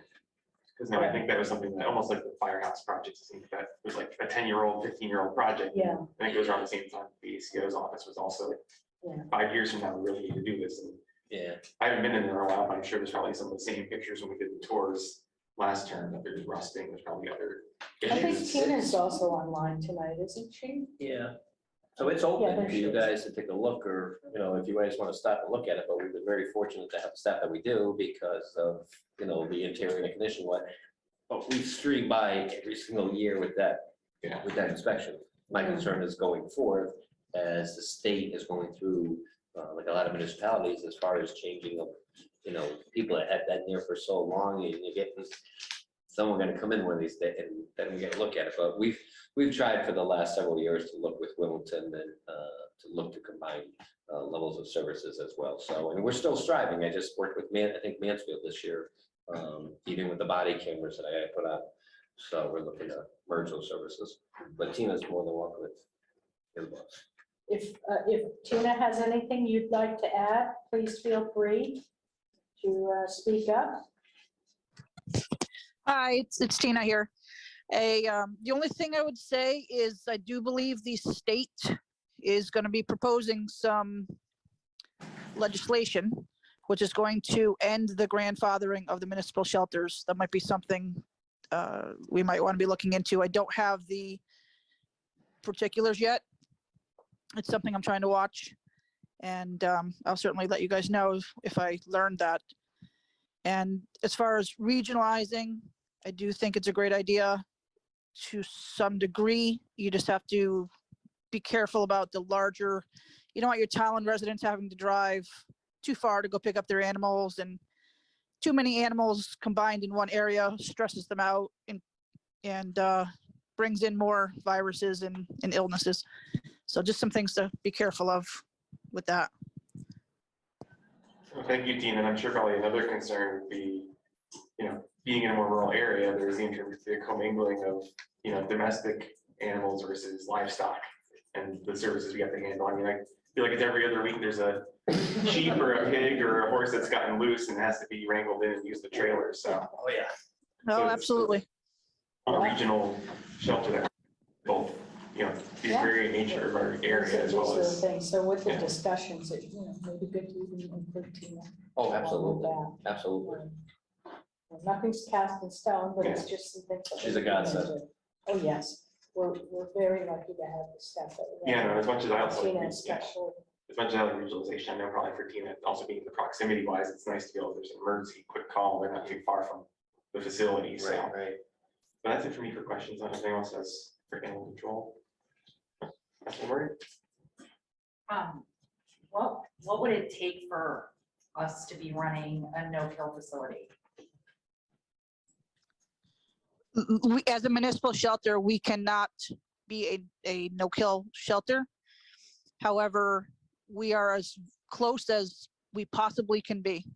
And we only euthanize animals who are either vicious and cannot be rehomed due to liability issues, and or that are severely injured to the point where the veterinarian recommends that they be euthanized.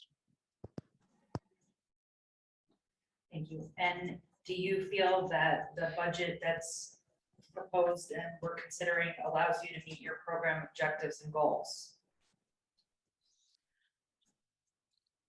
I would, of Okay. course, like to see more hours to get that job done. But we can only work what we can work at this point. Thank you.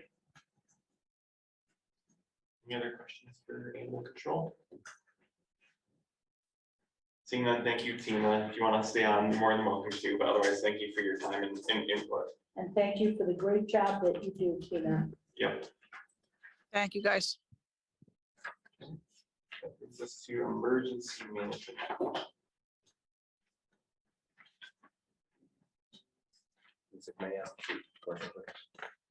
Okay, what was your question on the other equipment on the ambulance? Did we cut, was it, that we cut like 4,000 or we cut something out of it?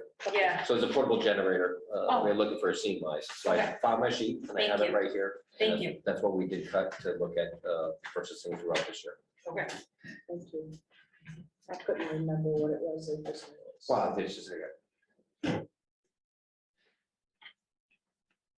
Any questions on emergency management? I think it's emergency preparedness possibly in the budget. I'm just double checking, but it's not too easy in general. It is, emergency preparedness is 278. 278. Any questions? for that? Councilman Murray? Looking at the performance measures that are estimated for the current fiscal year and next fiscal year, there are substantial increases in drills, operation plans prepared, emergencies, and instructional sessions. How come we're seeing such a big increase? So you're looking at, I don't have that page in front. You're looking at staff pages. Yes. I don't have that in front of me. So in general, I'll just say it as it is. So a lot of times with the COVID stuff, everything has been dormant the last year to 2 years. So Jim Toomey, one of my CERT leaders, is in the back of the room. We've only done maybe a small Zoomer, like, and now, so I have to swear them every single year. But we haven't been able to get together the last year to 2 years.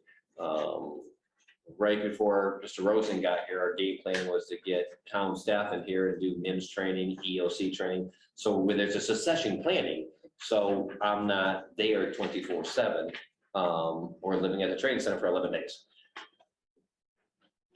I guess if you don't want to live at the training center. I have a nice couch in my office, but all honesty, I'm trying to do the succession planning and bringing everybody up to speed. So what's that? Carmen's gonna kill you. Well, we've already done it. So I've had Kirsten's birthday there. I've had 2 wedding anniversaries at my office. So, but the thing is I have a lot of stuff to bring up to speed. So I got to rewrite the operations plan. And with that being said, a lot of it's going to an online type of platform. But I need to bring in some staffing, like some other members that can assist or help me and keep all that going. But that has to come forth with the drills, the meetings, the trainings. I gotta get Birch Grove online to designate that, bring that up to speed, shelter. Like, there's a handful of things that it can be crazy. Okay. Make sense? That's it. All right, that's it. And the question I've been asking, sick of me, but No, does good. this proposed budget allow you to meet your program and objectives for the fiscal year? Oh, I was like, I thought you were hinting for me to answer that. Honestly, yeah. So, I mean, we do the best we can with the emergency management. I fill that role. It'd be nice to have an assistant or some other staffing, but that is where I drag a lot of my admin staff doing a lot of secretarial paperwork. Over the last couple of years, the surrounding towns have been, I've been helping those surrounding towns get their emergency manager up to speed or something else. I mean, it was a very nice award that the state gave me a couple of years ago, but it's one of the things where we do the best we can. We try to keep the budgets there. I have not given Lisa the sheet yet, but our great staff probably brought back at least $5,000 to $8,000 worth of stuff from the state surplus. Right. So the only thing with that is the great room that the town gave me down at the rec center, it's filled. So storage is always a major concern of mine. I don't have the storage. So as far as meeting the program needs and the rest of the stuff, that's like always been one of my annual report things as far as storage and that type of things, because they dropped the numbers as far as what we have to populate for sheltering. But I'm really nervous, and I'm one of those type of people that watch what's going on globally, and I would be scrambling to make things happen. We always do a great job to get the residents of this town come together like you could not believe, which is awesome. Yeah. But future planning is the storage is just, and I think every department in town could probably say the same thing. Thank you. But the new firehouses should have that, right? That was actually my question. Let's figure that out. Yeah. Firehouses. Should make some adjustments though. We'd be all for that.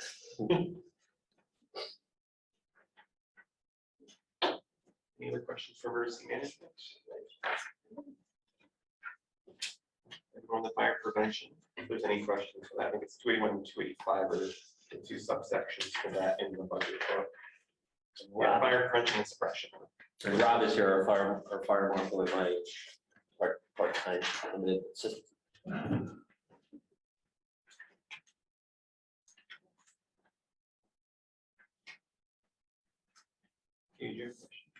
I mean, it's the same question is, does this fire prevention proposed budget allow you to meet your program objectives and goals?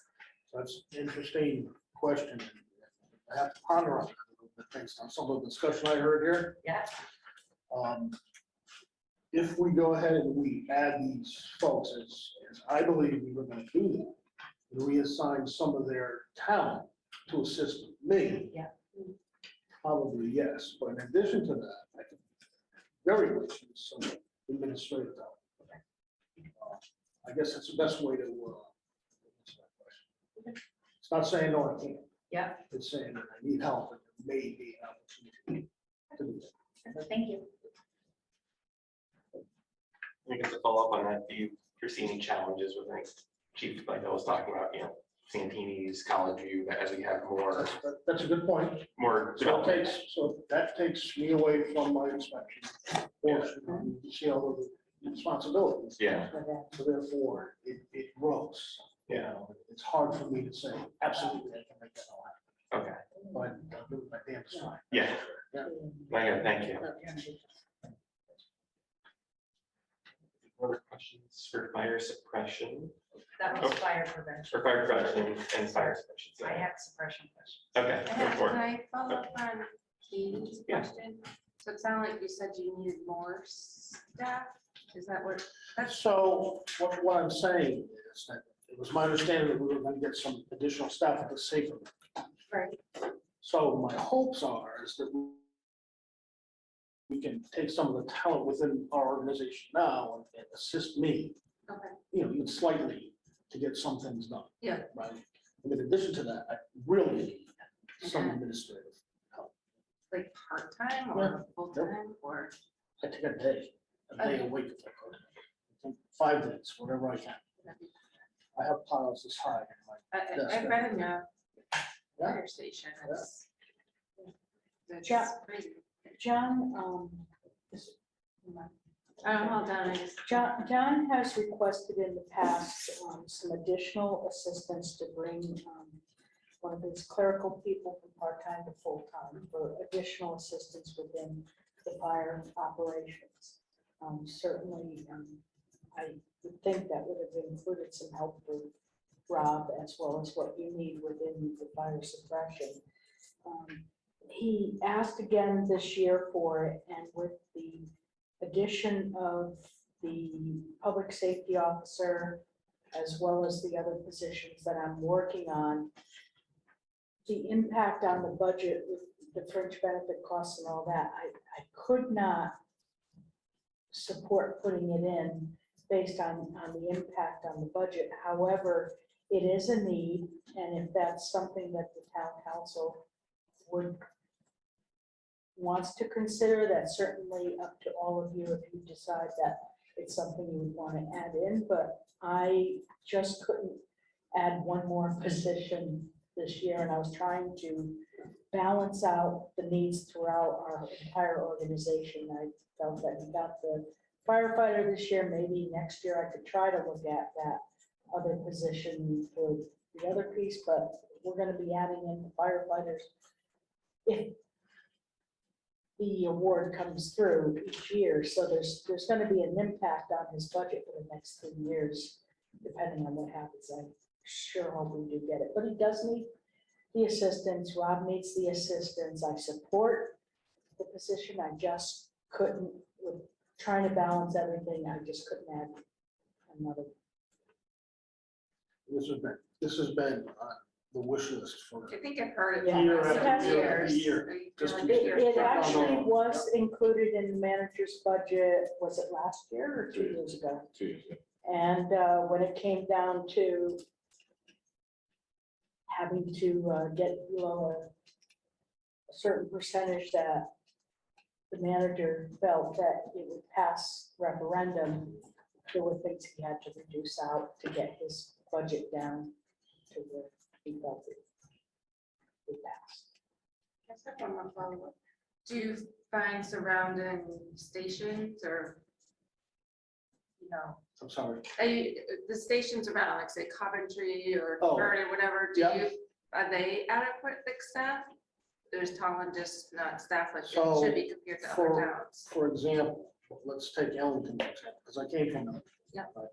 They have a fire marshal who's, I think is full-time. I'm not sure. He may be, he's considered full-time, but not a 40-hour week, however that Yeah. works. They have a full-time 40-hour week deputy fire marshal and a 20-plus hour week that inspectors. Right now, that's Ellington, right? South Windsor has a slurry of deputies, inspectors, and the fire marshal. And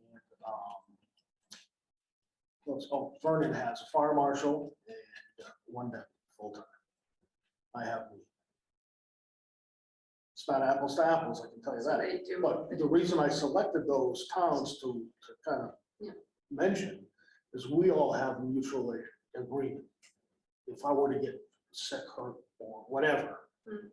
they will immediately assign somebody to take care of us here, and vice versa. Or I can't come out at night, or they can't come out at night. And we regularly interact with each other, so we know who's available when it is, so forth. Large instances, you might see Rob's car over at one of those communities, and I've been questioned on that, but that's where we have that mutual aid agreement, because we can pool that resource as well, so, you know, it's a chain of command, chain of custody, and, you know, that's the legality of the fire marshal side is a very big thing we wanted to try to follow, but, you know, that's a global discussion as far as, you know, and unfortunately, it's a lot of my fault, probably as far as, you know, giving my assistant up to try to bring those guys up, and that comes back to where we get it.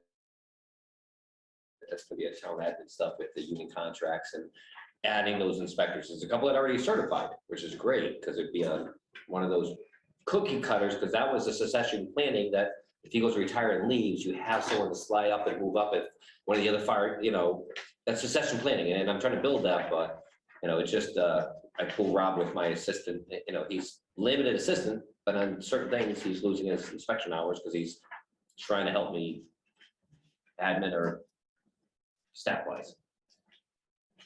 Right, thank you. Thank you for your honesty too.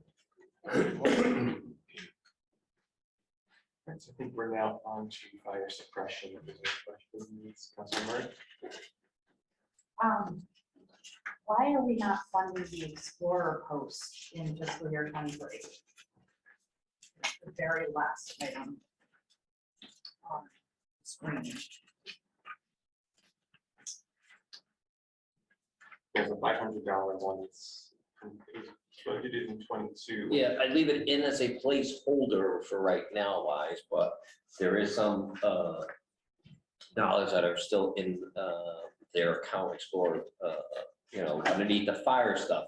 The reason being is COVID times shut that program down. We lost a couple of people that were administering the program, and we tried to refill with a couple others. Didn't go too well, so we got to recharter, and then we have to start the process. Carl's been working on that, and we believe that we have 2 candidates that Carl's going to get up and running. But we're in March and April, prime time to be right before the summertime, reinstitute the program, see if, you know, the superintendent will allow us back into that school, recruit, grab some people, because we've been fortunate to grab a couple members off of that program that end up joining once they get to that 18 level. So it's been a success.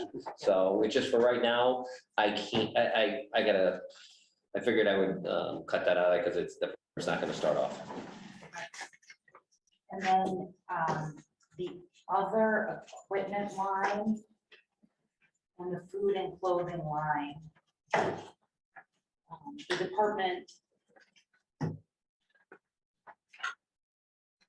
Sorry, definitely the other equipment line. The department requested more than the town manager's recommending. It's hard. Do we know what happened there? I think it was something I asked. you to get 2,600 out of was this cut year's out. money. We've got other equipment, we cut a couple of things.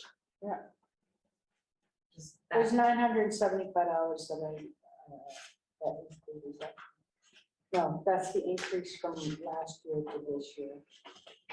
So, yeah, you asked for 22. Was there also another generator in this one? We had food and clothing or other equipment. I'm talking about other. Or another. It's right above the Explorer Coast line. You can see on the screen there where the arrow is.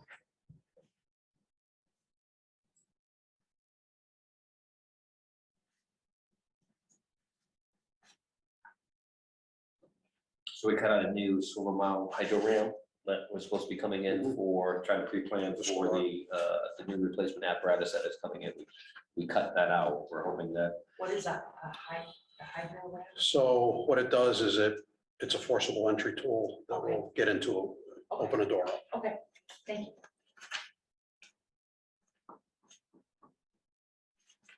Thank you. Any other questions? I'm sorry. Oh, okay. It's the same question I've been asking is, does this proposed budget allow you to meet your program objectives and goals for the fiscal year?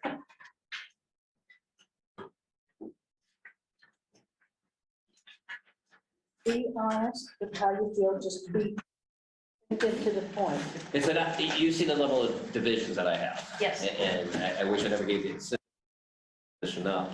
We're getting the firefighters to get the jobs and hopefully get them in. But with that being said, I probably most likely extend the hours of the coverage to cover that shortfall 5, 6, 7. So that won't fulfill my needs still during the daytime XYZ. We need to reevaluate that as far as the admin stuff. I do a lot of my own paperwork. My 2 staff are sitting behind me, and I'm very fortunate, very blessed to have them because you can see how supportive they are of the overall mission of the program. But I do all the munis purchase orders. I do all my budgeting. I do all my printing. I can't ask for them to end up doing it. So my staff, and Carl's shaking his head, just keeping his straight face down because he knows when it's budget time, stay out of the office, stay out of the area. Because Work from home. it's a rough time. But like I said, we got a lot of, a couple, Jim's done a great job with the CERT team. I think that program's gonna up and come, and hopefully we'll get some other staffing or admin that, our department's 24/7, 365. And, the weather and storm events take a real big toll. But I'm concerned moving forward of how long, you get some retirements, get some people coming up. We're trying to promote some people. But it's a combo, and we're blessed as a town. So love to relook at that, revisit that. Thank you. Okay. Thanks. Any other questions or fire suppression before we get to search? I see none. I do have one question about the CERT increase for the ham operator system. I don't know if Jim is able to answer, if you prefer to answer, Chief. I'm curious about the ham system. How does that procurement kind of benefit both the town and perhaps the region as a ham operator? It's kind of almost like a global network. So I'm curious what the direct impact is for the CERT team as well as for the residents.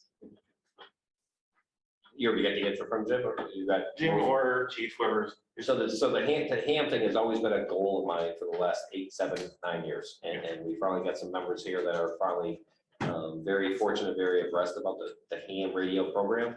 The ham radio program is such a national robust system that it goes so in depth, and there's such a network. So we're finally tying in a system inside the training center for the EOC, but we're building 2 platforms as well, mobile boxes. That will be able to run simultaneously on 2 different events, searches or community events. They've done a lot of practicing, and they've built it slowly, and a lot of them have spent their own time and money, labor-wise or aspect to build that, and they've tied in something else to the training center. But that's going to be a huge benefit, that if something were to happen, you lost something else, you still have that technology. You have a backup technology. I think I hit most of it, unless Jim wants to dovetail more on the dynamics of the radio frequencies. And well, when I was asked to take over the CERT team, one of the problems was how am I going to get them out of a COVID environment. Kelly gave me a list of everyone's capabilities, and I noticed there was a lot of ham operators, and that was one of the cornerstones of the chief's communications. If any of you have seen major disasters where everything gets wiped out, you lose all your primary communications. The interesting thing about ham operators, they can operate out of a walkie-talkie. So this year, federal like Ed Trace, meeting with other towns, discussing operations. Actually, got a ham station installed in the Mercy Operations Center. We also have, as Chief said, 2 pillboxes that are capable of being utilized in the field. They're already set up. They have different antennas. Guys go in the storage room, grab it, off they go. a fully operational unit, standalone. They've done an incredible job. And this past week, it was interesting that all this has come about because now Prague is interested in getting a network set up with ham operators throughout the state. And some more interesting, I don't know, Chief probably word or not, but TN now is possibly going to be getting a state granted ham repair station. So, from just using the portable unit that the gentleman demonstrated for the chief, he was sitting in the training center and I don't know what he was communicating, and the chief turned around and said, "My God, where are you talking to?" I mean, they just have that capability. It's quite impressive all over it. That's great, thank you. Yeah, I'm looking forward to the training, getting back to be in person, getting recertified, going through all the trainings. Like I have a few emails that are back. Yeah, they've saved us a lot of money with all the COVID clinics that they've manned, and they've ran all the hours. That team has saved us a lot by not hiring other departments or other staffing. They've done a great job, and I think the ham thing is right on schedule because that can be tied into everything now. So they've done a phenomenal job, and I'm very blessed to have Jim and his leaders, and hopefully we can make some additions to help him out, between the volunteer groups. Well, that's great, thank you. That was the only question I had. I don't know if there's any other questions from counselors. You good? I have Go ahead. questions. Go for it. I know that the department proposed budget for communications and machinery and equipment parts is, the department asked for more money than the manager is recommending. And I'm wondering how come?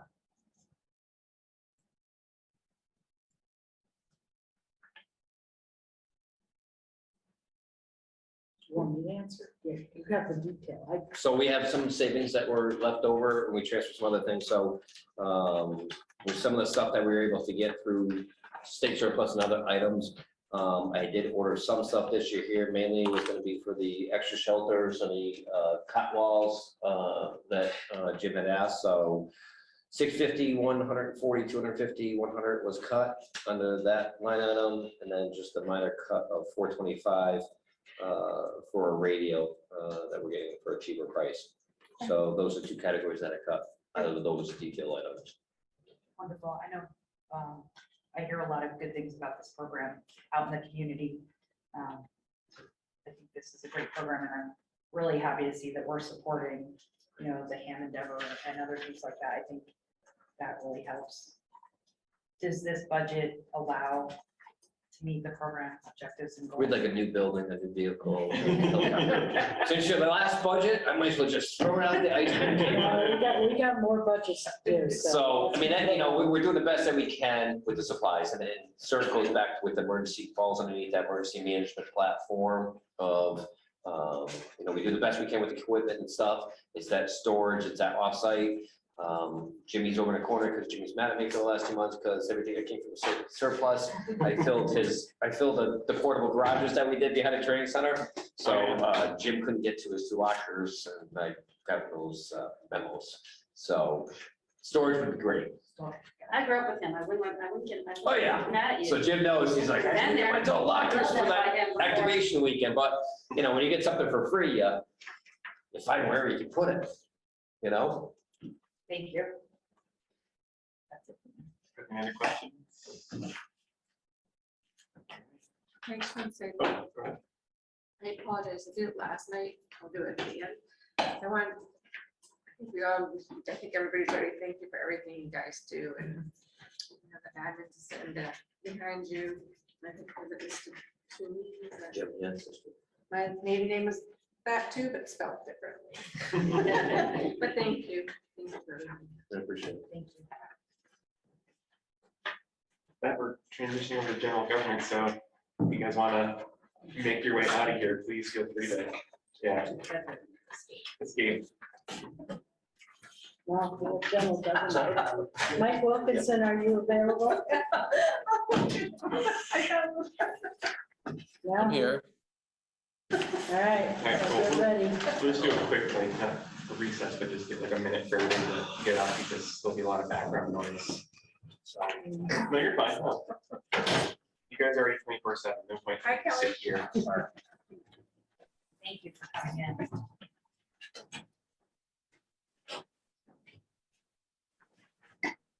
So everybody else's notes of the lead county manager, or manager starts at 145 on the budget for pages. I'm looking for that. So, thanks, guys. Have a good night.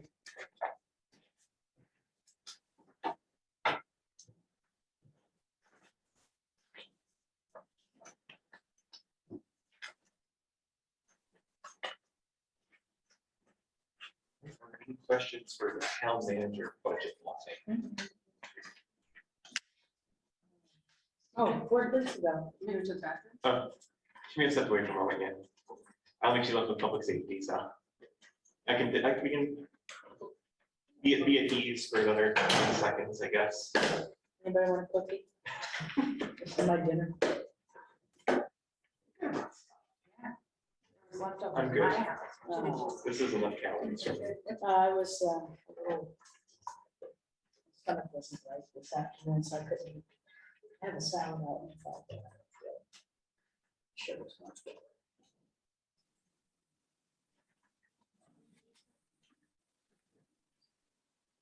Page 145. Actually, okay. You're good. No, we took a quick recess. It was good timing.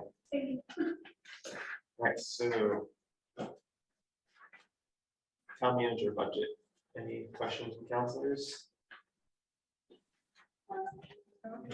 Riccio, followed by Councilor Have Riccio. Katie go ahead first. I have to finish Oh. this up now that you're back. We're getting these seconds. Back in the swing of Took it away. things. You took it away. You give it and take it. All right, so actually then Colleen, if you want to go first and then. I have questions from 143, so I guess I missed my. I may be off by a line, my eyes. No, We you're didn't, I not. don't think we Okay. were. Oh, We haven't gotten to town, town council yet. Then, no, I don't have any. Any town manager? Yeah, Lisa, this increase here is due to anticipated, No, the increase in the salaries, yeah, it's a number of different things. Partially for the non-affiliated staff, pretty much most of the town manager's office, all of the town managers is non-affiliated. So it includes the raises for this year, the 21-22 budget. The impact of those raises were moved in from another account, like I talked to you about yesterday. That's one piece of it. Another piece of it is about $43,000 to pick up the additional part of the grant administrator that came on part of the time. And then there is a very small, I'm not sure, it's just a few $1,000s, depending on where you're coming in with whoever you hire as town manager. I just gave you a little bit of room there to be able to negotiate a salary because we just don't have room if that is to come. It's not a big increase, it's pretty much what you probably would have put in for the raise anyway. I just put it right into the budget rather than it being. okay. And so does this proposed budget allow the town manager's office to meet its program objectives and goals? Yes, Thank you. unless you need to have more training for. Whatever. As far as I'm concerned, yes. Thank you. Can you hear you all Yeah. set? Lisa, on page 108, why is finance and records going up $116,000? We're not adding new headcount there, so. Where are you? Page 108, finance and records, budget increased by. Where did finance? This is town manager. You Finance and records jumped were a backwards a long little time bit. ago. Where'd you go? I have it on my town. Should, But I can, Town let me, manager. if you want, I can look and see what it is, what you're talking about. town manager is 140, 145. Yeah, that's. Yeah, Oh, yeah, can you actually answer that question? Well, yeah, what page was it on? Page 108, 108. town operational expenditures. It's in like the summary area. So these actually. Oh, this is the summary.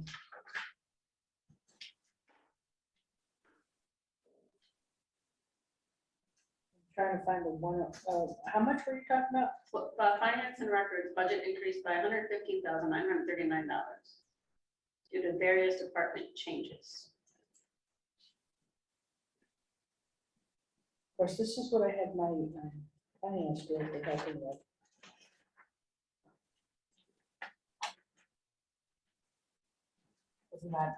Isn't that all listed, these services listed below? Basically, No, it should have no. been. Oh, I know why. And he didn't. He's taken the grand total change from the finance, and that includes contingency accounts. Well, none of the contingency accounts changed except for the payroll contingency of 100 and something thousand. But it wasn't an increase of 100-something thousand. The prior year was assumed at 100,000 too, so. No, the payroll contingency went up. And I had to explain that earlier this evening. And we can go to the actual page, let me find it here.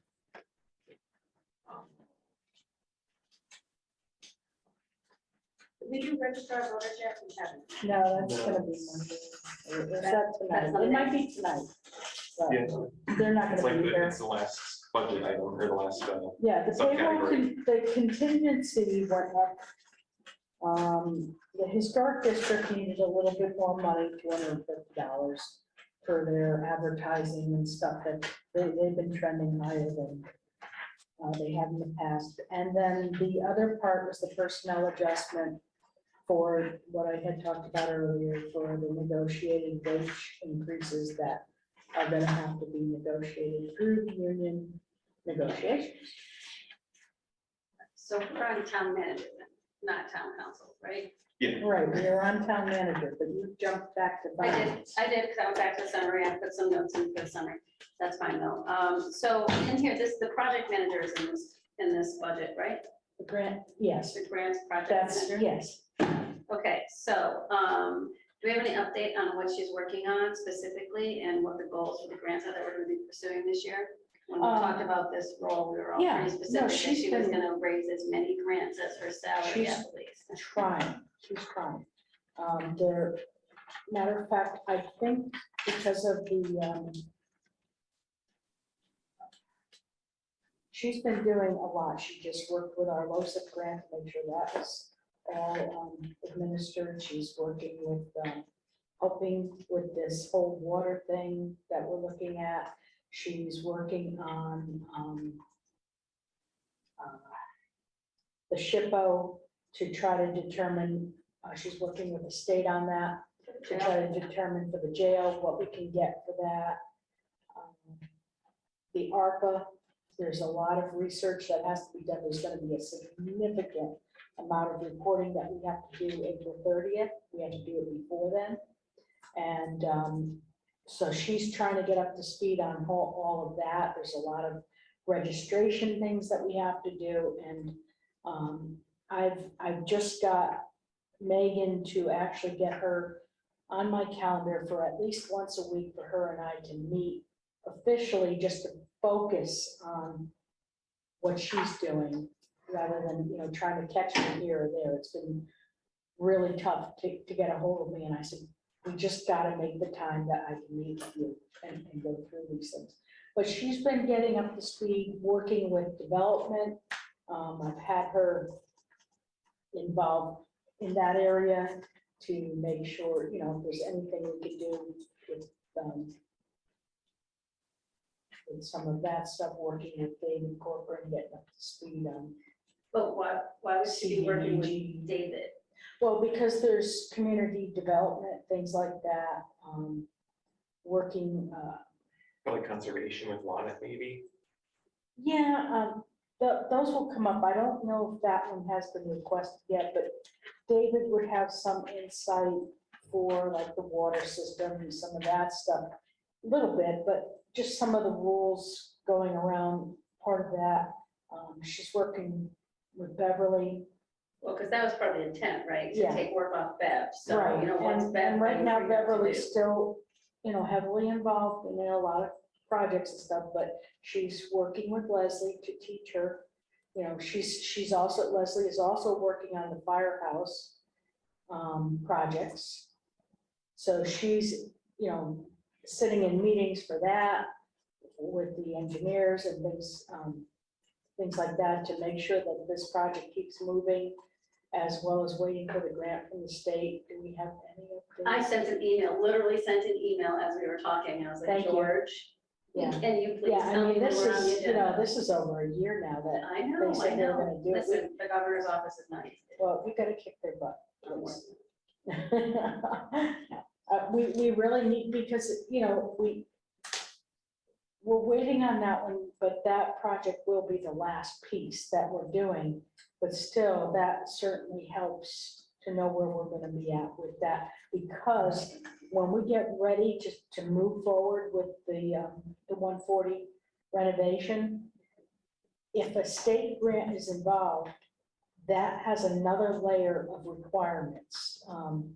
Certainly that we would be doing the bidding, we would normal, but there's a different level of requirements that once we see what the state sends us in an award letter, it would give the specifics of what we need to do. And as she part will of it. handle all of that from the grant's perspective. She would, yes. Okay.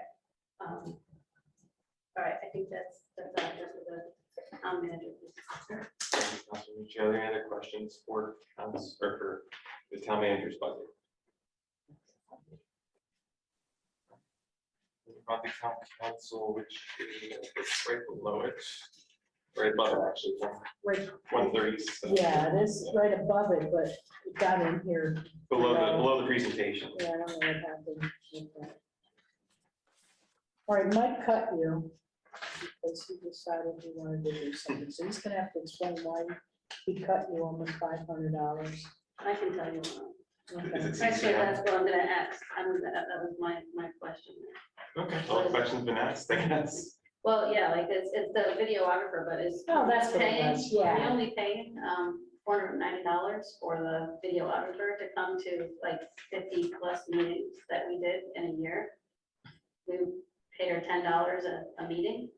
That seems low. I don't know, Mike? I No, wasn't, we increased the amount of meetings that you're doing, so it's kind of a net number. So the amount we pay for the clerk went up because we increased the amount of meetings, because we've seen a rise in the actual meetings throughout the year. So that's the difference. It's not just $10 a meeting, it's just a net number.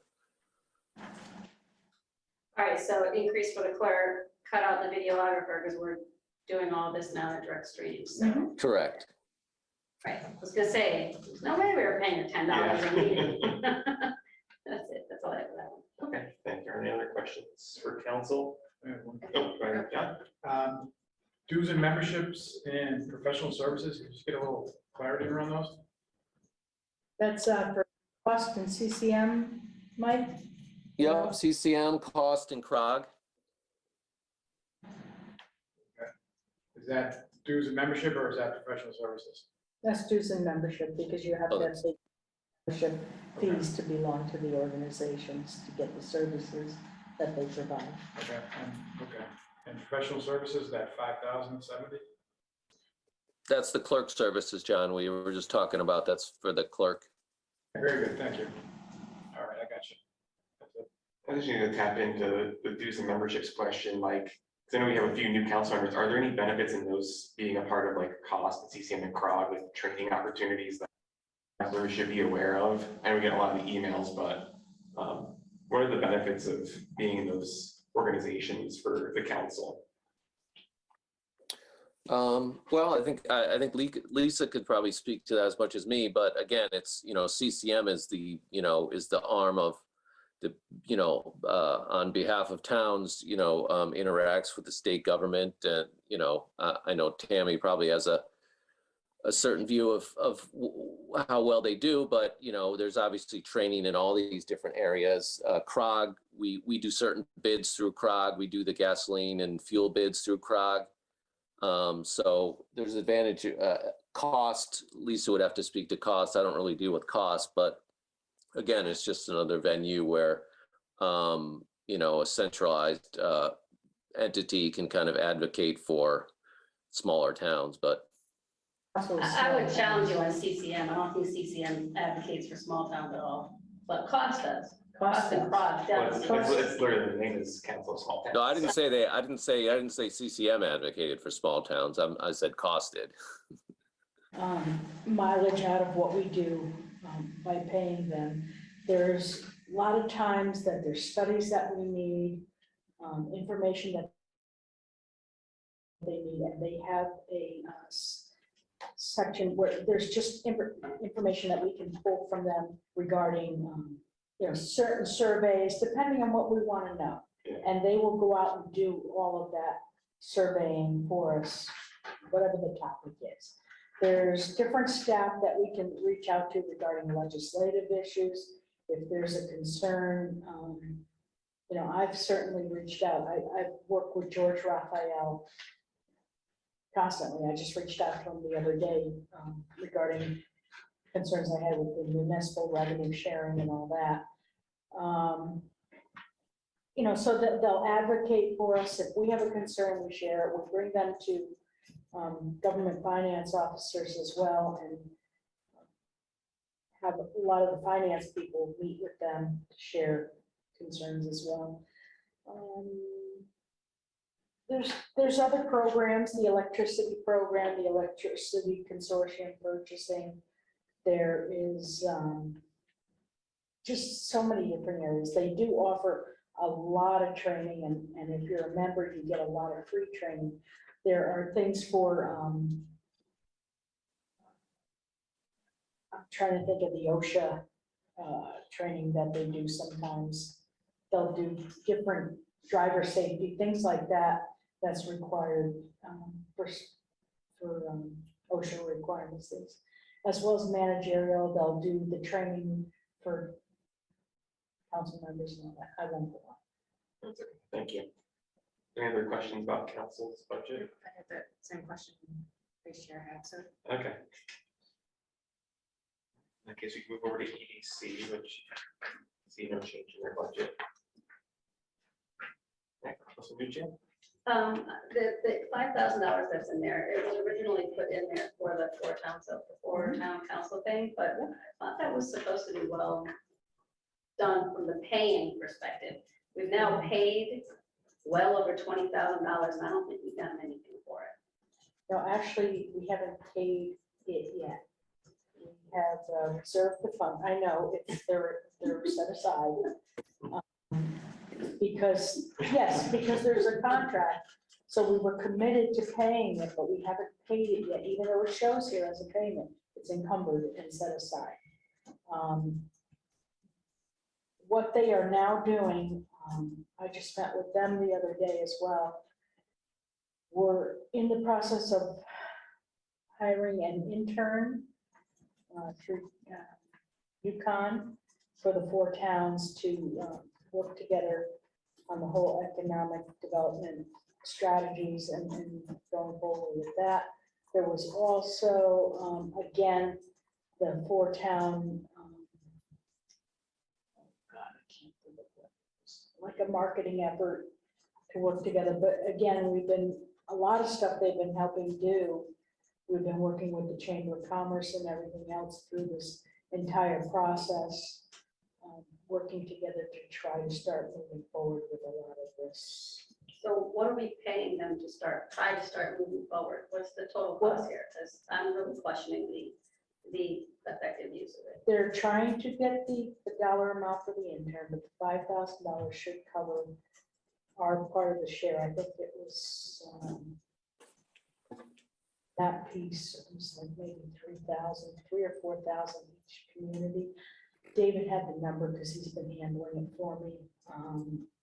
But I knew that we had the 5,000 in the budget, so we were able to commit to the intern being part of all the towns working together. So what's the total cost? Like, when are we done paying for something that we haven't gotten anything out of yet? When are we done? How much money is it gonna be in total?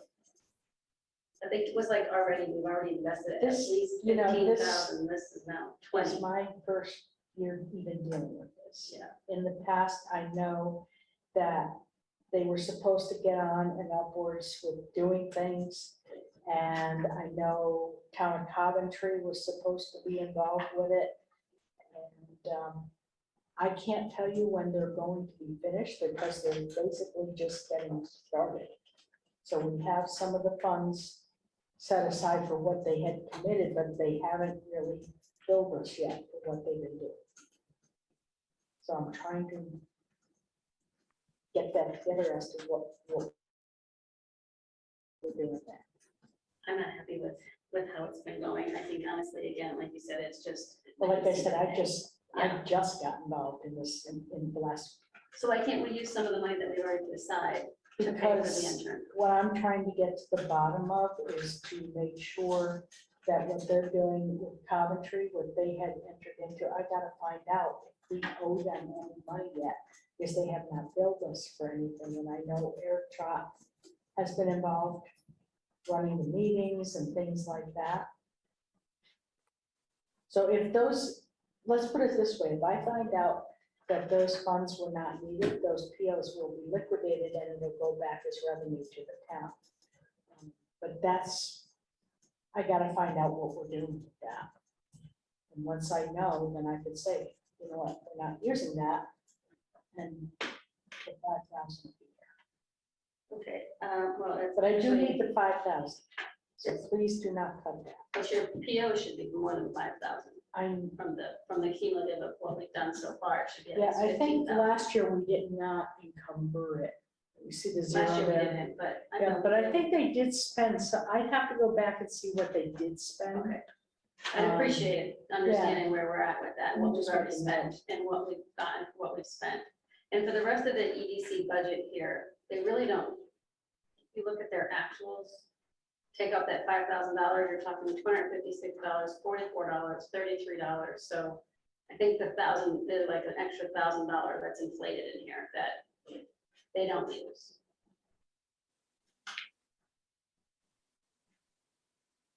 There's some office supplies that they've Yeah. used here. Take out the 5,000. The dues and memberships, I'm not sure. There was a membership, but I think Heidi might have been involved in it, and I'm not sure what it was. Do you remember, Mike? No, I don't. I'd have to go back and see what that fee was. That's all I got. Thank you. Sure. Thank you. Any other questions? Being none, HR administration and human resource benefits. This is all you, Mike.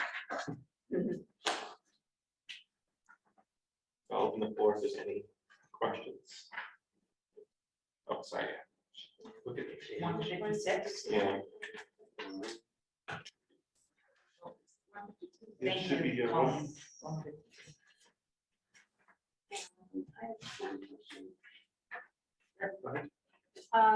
Hey, Mike, sorry it's so late. Hope you're hanging in there. I just have a question around the unemployment compensation. Is this, what's driving the actual cases that we're paying for, or is this an estimate? No, I do a 7-year rolling average. Because, you know, it's hard to tell from year to year what's going to happen. So generally, we just do a rolling average. Okay, because I think, yeah, all right, so what I'm wondering is, you know, that the unemployment rate is gonna be ridiculously high this year with all the unemployment stuff. From from the state for the COVID and all of that. So have you factored in the increase that we're gonna see in the UI insurance percentage? We don't pay insurance. Well, that's unemployment. Yeah, but unemployment, we pay dollar for dollar based on the calculated rate. We don't pay for an insurance plan under municipal government. But Mike, do you want to explain how that works, please? Yeah, again, we pay a portion of the unemployed person's lost wages. So it really depends on how many people are seeking unemployment through the town, which could be unemployment as part of a town employment, or if it's a larger, if they have other jobs, we're included. So again, if there's leftover money, if we see that it's increasing, we could capture some money from this year. But like I said, it's hard to gauge each year. So we've just done a rolling average based on averages. There's been some years it's been, we didn't have enough money, and other years that we didn't have any. Okay, so it's, all right, so it's a rolling average. And what about the increase in disability?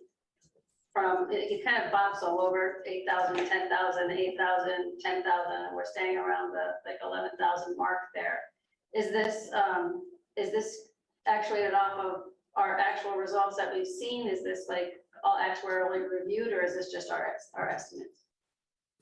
Are you talking about the budget or the actuals? Well, I guess the budget. I mean, yeah, the budget. Well, it depends. There's really two components. There's the actual insurance we pay, and that's based on how many managerial employees are actually budgeted that year.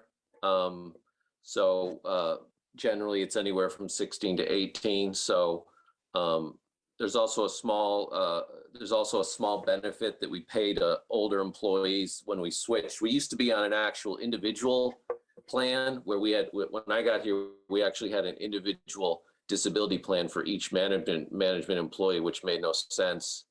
So Steve and I converted it to a group plan. But the people that were still on it had the individual plan, got a small benefit. So that's why it's, and the rate, can shift slightly, but the rate has mainly stayed the same.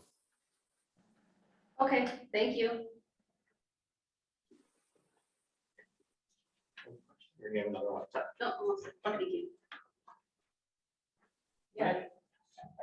Just the same question, does this proposed budget allow you to meet program objectives and goals for the fiscal year? Yes, Thank you. you're welcome. Legal services, which.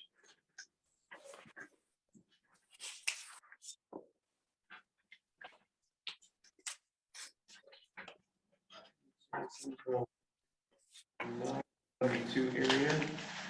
Let's flip over those pages. Any questions on everyone else did? 72.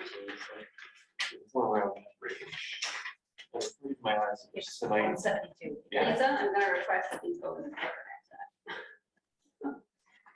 My only question I was at, do we feel like that's gonna be adequate enough to cover everything that's going on with the FDS? It all depends on how much further it goes. We've spent quite a bit. I don't think there's any way we can get any of that money back, as much as I'd like to go after the state of Connecticut for causing a lot of this, but that's unlikely. So I just think it depends on how much further it goes. Right now, from what I understand, the FBI is comfortable with what they've received from us. They haven't asked for anything else. So it's kind of slowing down. The FOI requests have slowed down once they got all the information that reporters were looking for. And we did vet that through our attorneys. Thank you. Touch on that question as well in terms of land acquisition or other potential acquisitions, if we think the budget will be suitable for that. I know it's been kind of there's been, back and forth about Donkeyville. It's kind of on hold right now, it seems. It hasn't had much news lately, and then I think the same for the Lyle Thorpe property that Mr. Grossman acquired. When it comes up, we do have a different fund for some of that open space acquisition that, the attorney fees and things like that are usually accommodated for under that. Okay. That's it for me. I don't know if there's any other questions from council members. Seeing none, probate service. Section, I believe, 181. What's the page for that? Yeah, actually, When I met with the judge, this is, 178, sorry. sorry, I'm sorry, I was just kind of 178. What's the page? 20.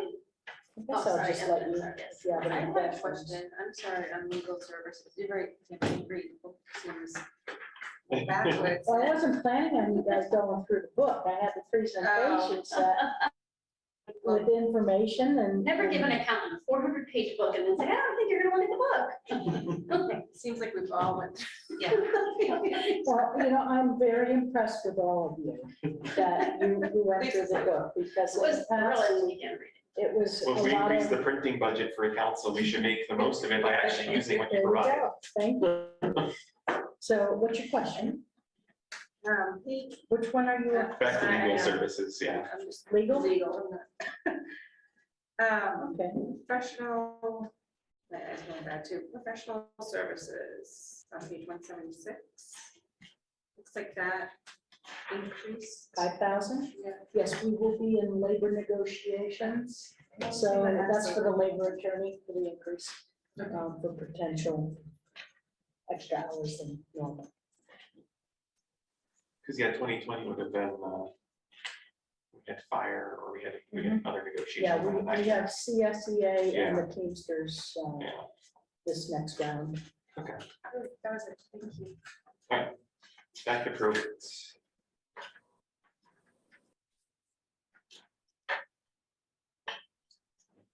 So we chill and rock. That's all right. Service contracts significantly from 21 to 22. Do we have actuals that validate these increases?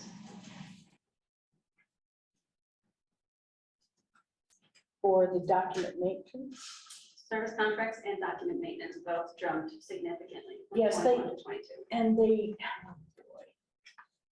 service contracts, there was something that, and I don't have the details with me. They did substantiate, there's been a lot of document maintenance charges for microfiche and whatever it's called. There's still microfiche and stuff? Well, the document Imaging, sorry. okay. Microfiche. That So, was like my first thought in high school. and that, when I met with them, they felt that they did not have to increase the budget, but they felt that they were going to need every penny. Now, remember, the town does not pay this entire $15,000. It's in our budget, but we also receive revenue that offsets it from, because it's a shared probate court, we get revenue from Willington, Mansfield, In and Coventry, Coventry. yeah. And so it's based on the grand list values of each town divided out. And not only do I include the numbers that are in here, but when I send them their bill, I also take a look at office space rental as well as costs for cleaning the offices, prorate some of the laborers, maintenance costs, as well as electricity, things like that. So not only do you see the 15,000 here, but I So we're recoup offsetting some of revenue. those. We have a revenue line somewhere else. Mhm. that's- Yeah, it's in the revenue budget. Okay, that's all I have. Thank you. Dr. Murray. So they feel like this budget will support their program objectives. Yeah. Okay, thank you. They didn't need to increase it, but they did feel that they needed every penny based on the increase in documents and things like that.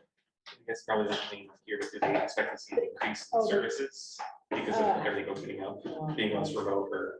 Well, they also feel that there's going to be some remote still continuing, and there is a cost in there, that's what that part of that is, a cost for the Zoom licensing that they needed to run their remote operations. Okay.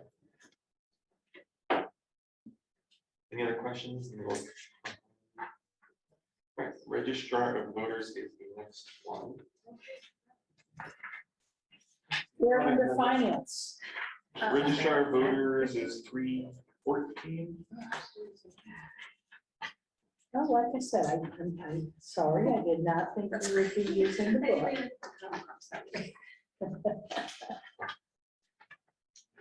No, I think, I mean, overall, just to make a side comment, the presentation is very valuable for us, but also for the residents to see that, we're going through the book page by page, but the public can kind of see the high level summaries and can get the base level explanations. It's assessment, what in their town clerk? 315, Thank you. 314. 16 is where the numbers. There we go. Now. Any question? Go for it. Well, I think we're in the pattern. Councilman Duchamp, followed by Councilman Green, and then anything else has questions. So I was wondering if you could explain the increase in temporary help. I understand the 2022 Yeah, there, for the state election, but why is it so much higher than the 2022, 23 number? It's not presidential, there's not. there's the two referendums that I talked to Mike about this the other day. Plus there is the, there's going to be the primaries. Why are two referendums in 2023? Would that be for the 5-year? No, that's for the budget referendums. They always account for two referendums. Okay. They've Oh, always done that. Oh, they budget for 2. Right, just in case the budget doesn't pass the first Yeah. time. And then if it goes more than 2 times, we've got issues. But We've got issues. yes, in more than one way, in many ways. So the temporary help also includes, I think there's like I'm not sure if it's a dual primary, but there is a primary, dual primary, so he has to include staffing for that as well. In 2023? Mhm. It's the 22-23 budget, so it starts July of 22. oh, so yes, it covers So November. 2022, if there's any primaries for any state constitutional officers. Right, you said there'd Congress. be some state officers, is it governor Governors, yeah. also? Yeah, Governor Murphy. so. All of the whole Yeah, rigmarole. plus also, well, I mean, not too much politics, but there's also probate is this year as well. If there was any type of primary for that, then we'd have to be prepared to do that. That's all I got. All right. Councilman Green. My question is, does this proposed budget allow them to meet their program objectives and goals?